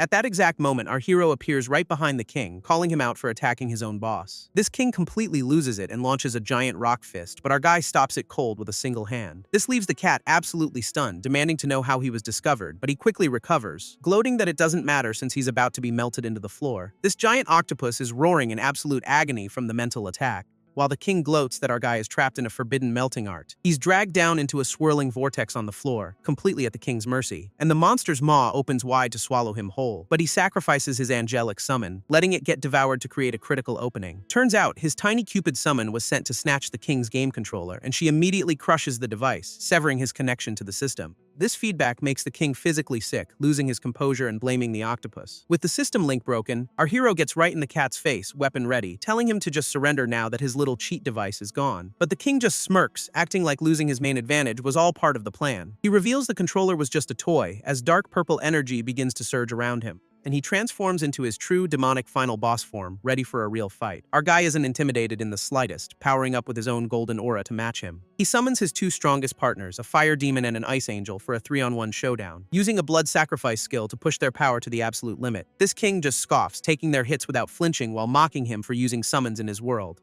He declares himself a god, unleashing a massive wave of his own chaotic energy, focusing all that power into a single devastating punch aimed right at our hero. But the attack lands with a thud, and our guy just looks down, asking if that's really the best a god can do. Our guy mocks the king for turning a perfectly good game into this absolute mess, as his ant army watches on. This king just grins, saying he's done playing nice as he swings a massive energy blade, and he gloats that our hero will always be his loser, powering up a vortex of shadow energy. But our guy just casually blocks it with a shield, the attack barely even scratching his defenses. This king then unleashes a volley of energy blasts, but our guy reveals he can control time too. Declaring it's his turn to fight back, he uses a time acceleration skill to close the distance instantly. He lands a solid punch right in the king's face, calling it payback for his betrayal. This king gets sent flying back through a massive explosion, completely caught off guard by the speed. He manages to stop himself mid-air, looking absolutely stunned that he actually got hit. Our guy is already above him, coming down with another punch for being blinded by greed. This time the king manages to block it, their fists meeting in a massive shockwave of power. This king screams at him to back off, but our hero is already winding up another strike. He gathers a ridiculous amount of golden energy into his fist for the next blow, and this punch is for messing with his game, wreathed in brilliant red and gold flames. This blow sends the king rocketing straight down, smashing him hard into the floor. Now completely enraged, the king pulls out some kind of rainbow-colored artifact, vowing to make him pay. A system window identifies the item as a Trojan horse, a tool that can hijack other players' accounts. Before the king can even use it, our guy plunges his hand right into the demon's chest, but a defensive spike erupts from the king's body, piercing his hand and ignoring his shield. This king smirks, thinking he's got him, and asks if our guy really thought he was that tough. This king just smirks, completely unbothered by the fact his own spike is stuck in our hero's hand, revealing it's a special bone blade that ignores all defenses and deals true damage. A system window pops up to explain his Wind Shadow Sword skill, an unpredictable flurry of attacks. But our guy just calmly asks who the king is really working for, since he's clearly just a middle manager. He brushes off the king's threats, saying he has nothing to discuss with a dead man. Our hero has already pieced it together. The king's caution proves he's just a pawn for a much bigger player. He then warns the demon that his boss is going to need a replacement for him very soon, as a dark, corrosive energy spreads from his pierced hand, affecting the king's ant army. This king just laughs it off, admitting he's clever but a new sacrifice will be found soon enough. But then our guy's hand turns to stone, trapping the king's blade and leaving him totally stunned. Turns out, his newly tamed ant king has a death touch skill, a nasty neurotoxin from the octopus. Realizing he's been played, the king absolutely loses it and lunges forward for another attack. In response, the Ant King summon spits out a blast of blinding ink, another one of the sea god's tricks. A system window confirms our guy now has the sea god's abilities, as a giant red monster manifests behind him. This king rages, calling him delusional for even thinking he can protect himself at this point. But our hero just tells him to relax, because the real show is only just getting started. This king scoffs at the display, crossing his bone blades to defend against the obvious frontal assault. Unfortunately for him, massive red tentacles erupt from the ground, piercing him from all sides. These tentacles have a mind of their own, and a system window confirms brute force is useless against them. This king is left completely restrained, with the tendrils only tightening their grip the more he struggles. This king struggles desperately, screaming that he's a god and can't be held by mere tentacles. But he's told that even gods can be devoured by ants, as tiny shadow creatures crawl all over him. He tries to counter with a lightning shield to resist the debuffs, but the little red ants just start eating away at his body, leaving glowing wounds behind. As a last resort, he summons a massive vortex of bone blades, preparing to wipe everything out. but our guy just stands there, completely unimpressed by the final boss's temper tantrum. He calmly tells the king that he's no longer even qualified to be his opponent, as one of his shadow summons materializes to intercept the incoming attack. This summon effortlessly blocks the entire barrage, proving the king's power was all talk. This just makes the demon rage even harder, vowing revenge for the absolute humiliation. At that moment, the summon closes the distance, its hand glowing with the Death's Touch skill, and it lands a single tap on the king's forehead, injecting the neurotoxin directly. With the king completely paralyzed, our hero declares the game is over and activates the Trojan horse item. A system window confirms the invasion has begun as dark energy surges from his hand, but he immediately realizes something is wrong. This feels completely different from a normal skill. Turns out the Trojan horse has been detected as a virus, triggering the system's self-repair protocol. This entire dimension begins to glitch out, revealing a glimpse of a real-world control room in full panic mode. Seeing this, our guy understands the situation and decides on a new course of action. He smirks, telling the trapped king that if he can't get out, then they're both staying here together. This king can only watch in absolute terror as the world around them continues to break apart. Back in the real world, the control room is in full-blown panic, trying to forcibly disconnect their boss from the game. Meanwhile, the king's consciousness tries to make a run for it, but gets snagged by a familiar red tentacle. He's suddenly bound by glowing threads, completely unable to move and wondering what's happening, because our guy is using his new sea god powers to mentally lock him down, making sure he can't escape. This king desperately tries to bargain for his life, but our hero is completely done listening to his lies. Instead, he has his Cupid summon hit the guy's spirit with another blast of her mind control skill, which sends the king's avatar rocketing away through the glitching dimension. He manages to pull himself together and taunts our hero from a distance, thinking he's finally safe. His victory lap is cut short when another massive tentacle grabs him right out of the air. And things get really weird back in the lab as those same tentacles start phasing into the real world. This technicians can only stare in disbelief, pretty sure this isn't supposed to be a feature. From inside the game, our hero vows that the king is absolutely going to pay for all this. This lab crew, however, starts celebrating as a headless body walks out of a portal, calling it a miracle. With the portal finally closed, the immediate threat of giant tentacles seems to be over for now. This king wakes up in his gaming chair, gasping for air and realizing he barely escaped with his life. He quickly straightens his tie, trying to act like he had it all under control the entire time. A man in a suit, the CEO of this whole operation, strolls in to discuss the results. He then points to a captured tentacle in a containment tube, asking about our hero's new pet. The CEO orders a total lockdown on the incident, calling this breach a miracle that must be kept secret. This king smugly suggests the CEO needs to invest more if he wants results, while the CEO looks less than thrilled. This CEO is thrilled with the captured tentacle, promising to dump a ton of money into researching it, but their celebration is cut short as the specimen just dissolves into nothing, leaving them totally stunned. Turns out back in the game, our hero just dispelled the sea god's form, causing the real-world sample to vanish. He's a little bummed that the king managed to escape during all the chaos, sliding down a cliff face, annoyed that he let his main target get away at the last second. He lands with a frustrated punch, but his attention is immediately drawn elsewhere by a giant ancient statue that thanks him for restoring order to the world. As a reward, the statue gifts him the Stone of Creation, a world-building item that also grants teleportation. With this new spatial power, he figures the king won't be able to corner him so easily next time. His little Cupid summon immediately bonds with the stone, becoming its dedicated space manager. She gets a pretty sweet power-up, glowing as she fully merges with the artifact's energy. Now that the Trojan horse is gone, our guy needs a new way to get intel on the real world, when suddenly some random knight tackles him, calling him Abraham and acting like a total superfan. Our hero is completely baffled, wondering how this guy could possibly know his secret alias. This fanboy is on his knees, thanking him for all his sacrifices for the good of the game. He tearfully explains the new official story. Our guy is a legendary developer who trapped himself to fix a bug. Our hero just smirks, realizing the king spun the whole disaster into some kind of PR stunt. He knows the king and his boss are already cooking up their next big scheme. So he grabs the fanboy and demands to know what's been happening in the game while he was away. This knight tells him that a mysterious new city just appeared, and guilds are already rushing to explore it. Abraham tells the knight to lead the way, deciding they might as well check out this mysterious new city. But before they can even move, a glowing blue card materializes right in front of him, and a voice from the card warns him not to go, as it shifts to a sinister purple hue. A red-haired witch then emerges, explaining that everyone who entered that city has vanished. It's a trap. Our guy is immediately suspicious, demanding to know why some random witch is suddenly helping him out. She explains that since the company revealed his Abraham alias, his identity is now an open secret. Turns out, she has spies inside the game company and has been gathering intel on the whole operation. Getting uncomfortably close, she reveals she knows he's not just playing a game, he's actually trapped inside. She then offers to be his eyes and ears on the outside, proposing a formal alliance. Abraham isn't buying it for a second, asking what she really wants from him and why he should trust her. She plays it coy, claiming all she wants in return is for him to treat her to dinner sometime. He sees right through the act, realizing the king is using countless other players as bait just to lure him in. Since they went to all this trouble, he decides to play along and summons a massive golden dragon mount. Arriving at the city, they find it's just a desolate wasteland crawling with zombies. These aren't your standard low-level mobs either, looking pretty nasty up close with their glowing red eyes. A massive blast of golden light immediately vaporizes a group of them upon entry, leaving our hero, the knight, and his new witch ally standing ready as the dust settles. He smirks, ready to see what this trap is all about, and finally settle the score with the king.